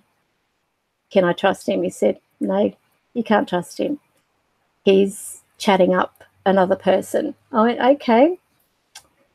So I said, I need a little bit more evidence, you know, to go with. I can't just, you know, say I know you're doing this without anything to back it up. So Albert gave me a name, and he said to me, he's on fire. He's there. He's flirting left, right, and center with about 4 different women. I went, okay. So I decided to contact the woman that Albert told me about, and I said to her, how's David Waterfield? She said, oh, how do you know him? I said, well, who do you think I am? Look at my name. And she said, oh, are you his sister? I went, hardly. I said, he's supposed to be proving that I can trust him for him to come back. And I put it all out. I mean, I'm not a sadistic kind of person or vindictive, but I thought, no, stuff him, you know, and people need to know the truth about him. You know, he's doing this. I'm going to show him. I'm going to show them the kind of person they're getting involved with. You know, the old saying, woman scorned, maybe so, but wouldn't you? I mean, given you had worked your butt off to provide a roof for them, to get them, you know, what they want kind of thing, they took you for granted, and then they just do the dirty on you. So yeah, I got even, and with the help of my spirit friends. And like I said, that time with Chris, when he turned up, he was a godsend, because Chris came into my life, my resident spirit, and he was my strength to get through all that. I mean, like, it's not as though we're in a relationship kind of thing, so don't take it that way. But he was support to me. He was the one telling me, you know, at first I was a bit hesitant to believe. And then when my mother turned up and she was saying, you know, this is going on, you've got to get rid of him, I thought, well, there must be something in it. And then Albert, and I would say, look, Albert, stop causing trouble. I'm not going to believe that, you know, unless I see it with my own eyes, I'm not going to believe it. So, yeah, it was true. So even till this day, he sometimes comes and visits, and he's usually coming to visit to ask if you could have a shower. Sorry. So, yeah, I mean, I'm not that nasty. So he can have his shower and then he can go.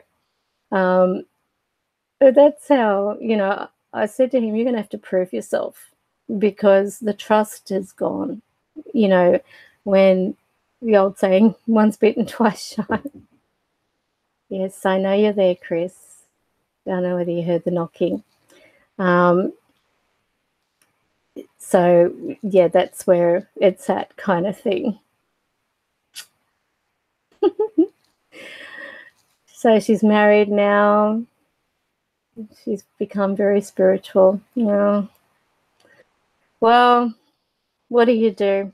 I mean, I just think, oh, well, if I'm going to grow old alone, I've got my spirit friends around me that come to visit, and so I'm not I don't know. I think I've become so used to all the years where it got to the point where his games were priority that it didn't faze me. You know, I didn't miss any intimacy, so to speak. I got to that point where I don't need it. And it's probably a good thing, because with what I do, you know, some people might say, oh, you've got to be sexually active and stuff like that to be spiritual. You don't.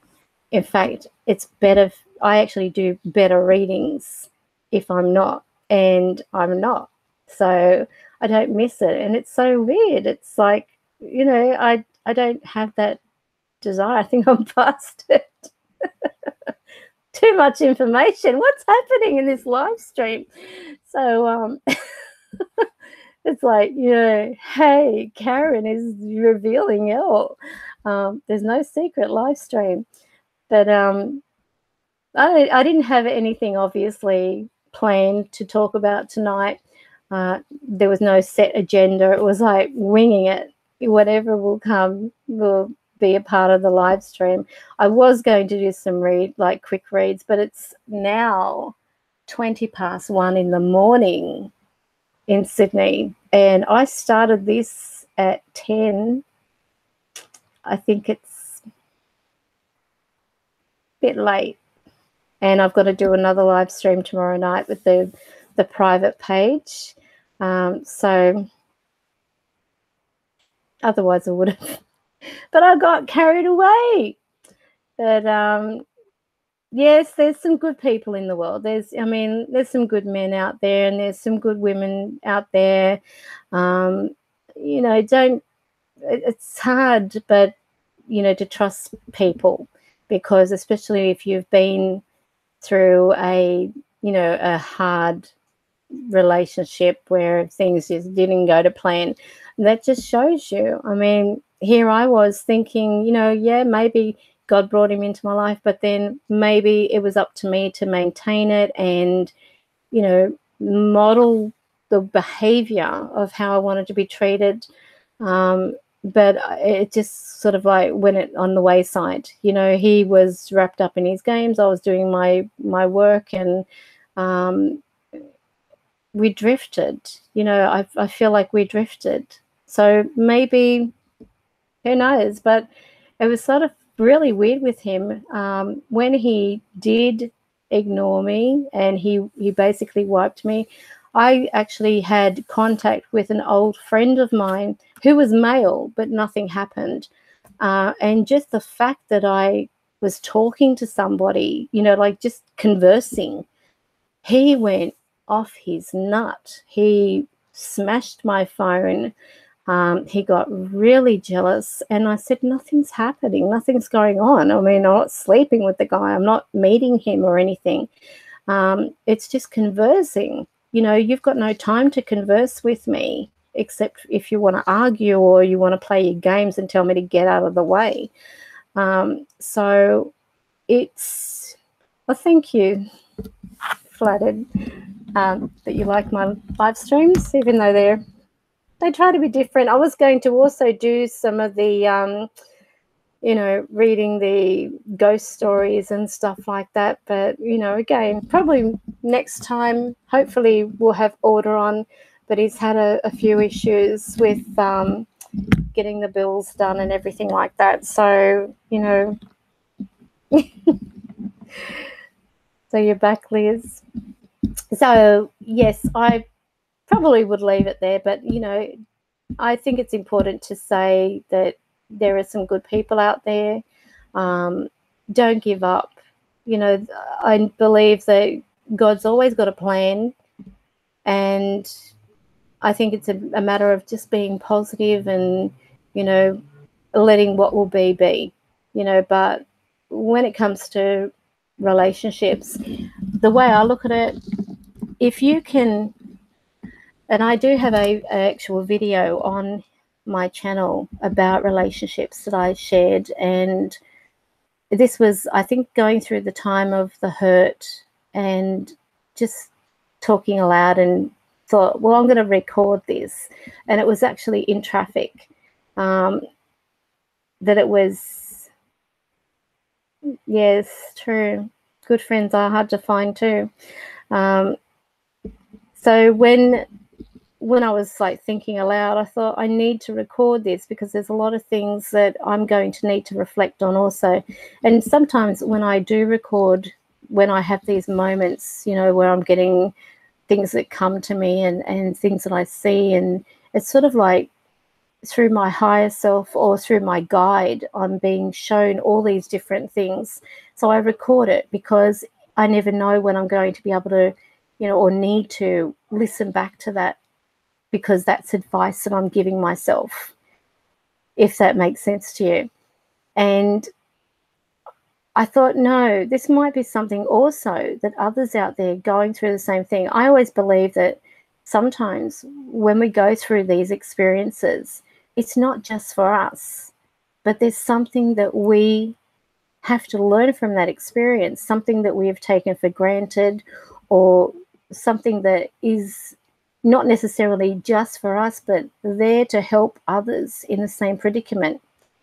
So I thought I will share that, where normally I didn't share those things.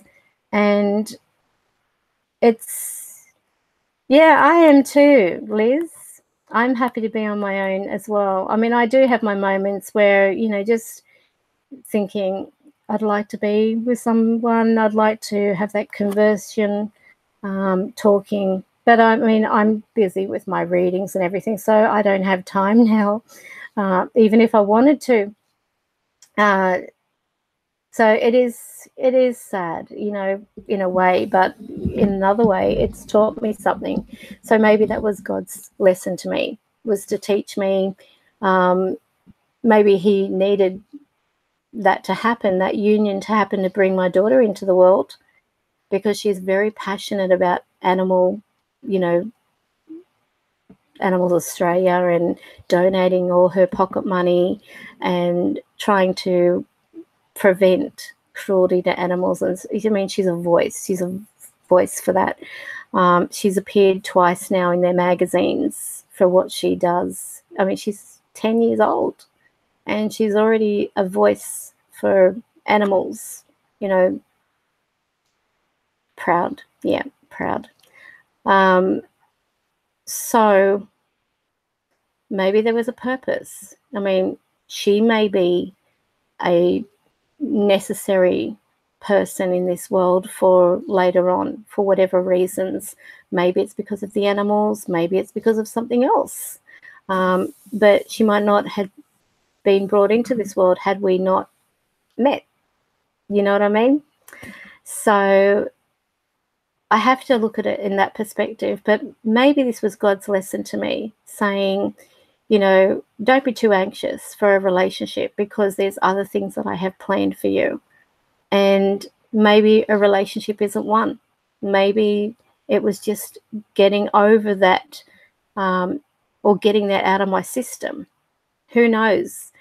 But I mean, it'd be nice sometimes, you think, you know, instead of going out, if I do go out, I don't want to be alone. It really hit me, the epiphany of it, when I took my daughter to the beach, and I'm sitting there, and suddenly you notice couples around you and you're alone, and you think, oh my God, I'm alone. And I had never really looked at my life like that before. It's always been looking at everyone else's life, giving them guidance, giving them, you know, direction and stuff like that. But then having that reflection, like, oh my God, this is my life. I'm alone. I have put so much on hold, you know, to help other people and to do these things and everything. And I've forgotten about giving something back to myself. So, yeah, that's how it is. But anyway, it is getting late. It's almost 1:30 a.m. Saturday morning, the 17th of March, 2018. So I need to go shushy buys, and some of you are probably ready to start the day wherever you are, but I don't know, maybe this was therapeutic for some people, just to see that I am a real person, that I have, you know, I don't have such a perfect life as many might think I give the illusion of having. I don't give, I try not to give that illusion. I just am me. And me is all I can be. But what's that? The only good thing that came out of my 18-year relationship was my daughter.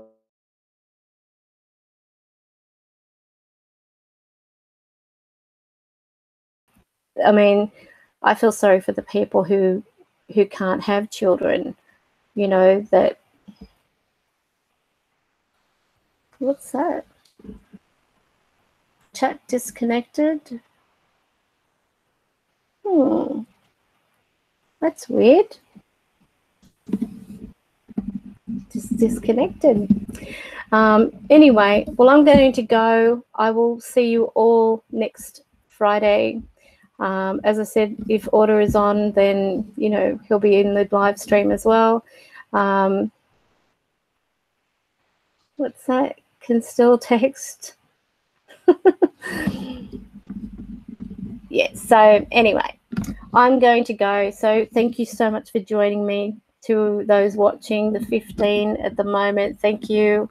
If you're in the chat room, I really appreciate you being on tonight. So I'm going to give a few shout outs before I close the stream. So Surfer Rosa, Scott Preston, Austin Paranormal, Liz Hall, Pumpkin Joanne, lovely to see you. Who else have we got in here? Ooh, something just touched me.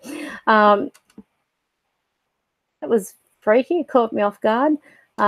Strawberry Wine, Jamie Terbutt, or Janise Terbutt, sorry.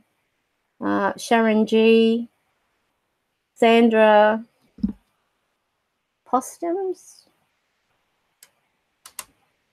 Oh, no, it's a fly. Oh, God.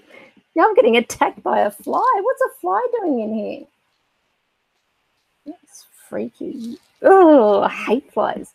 I don't know whether you could hear it. So who else have we got in here?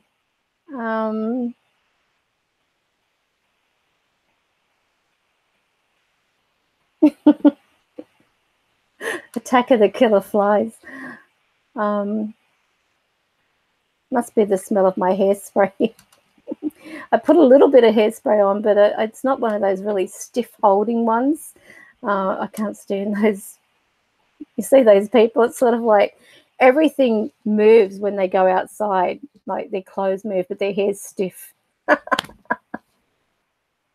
can't help but laugh at them. All right. So, yeah, I think that's all the people in our chat. Oh, there was Appy Droid, Pugster was on. There was also, what's the name? Susurs. I'm really not too sure whether I'm saying the name correctly. I think that was it. Oh, Matt Graves was on. Okay. Who else was there?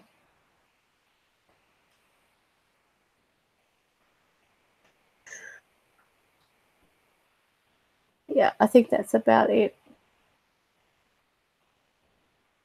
Okay. So thanks so much for being my company tonight. I really hope you enjoyed my confessions. Confessions of Karen. Look out. So I'm going. So I will, as I said, I'll talk to you next Friday. So take it easy.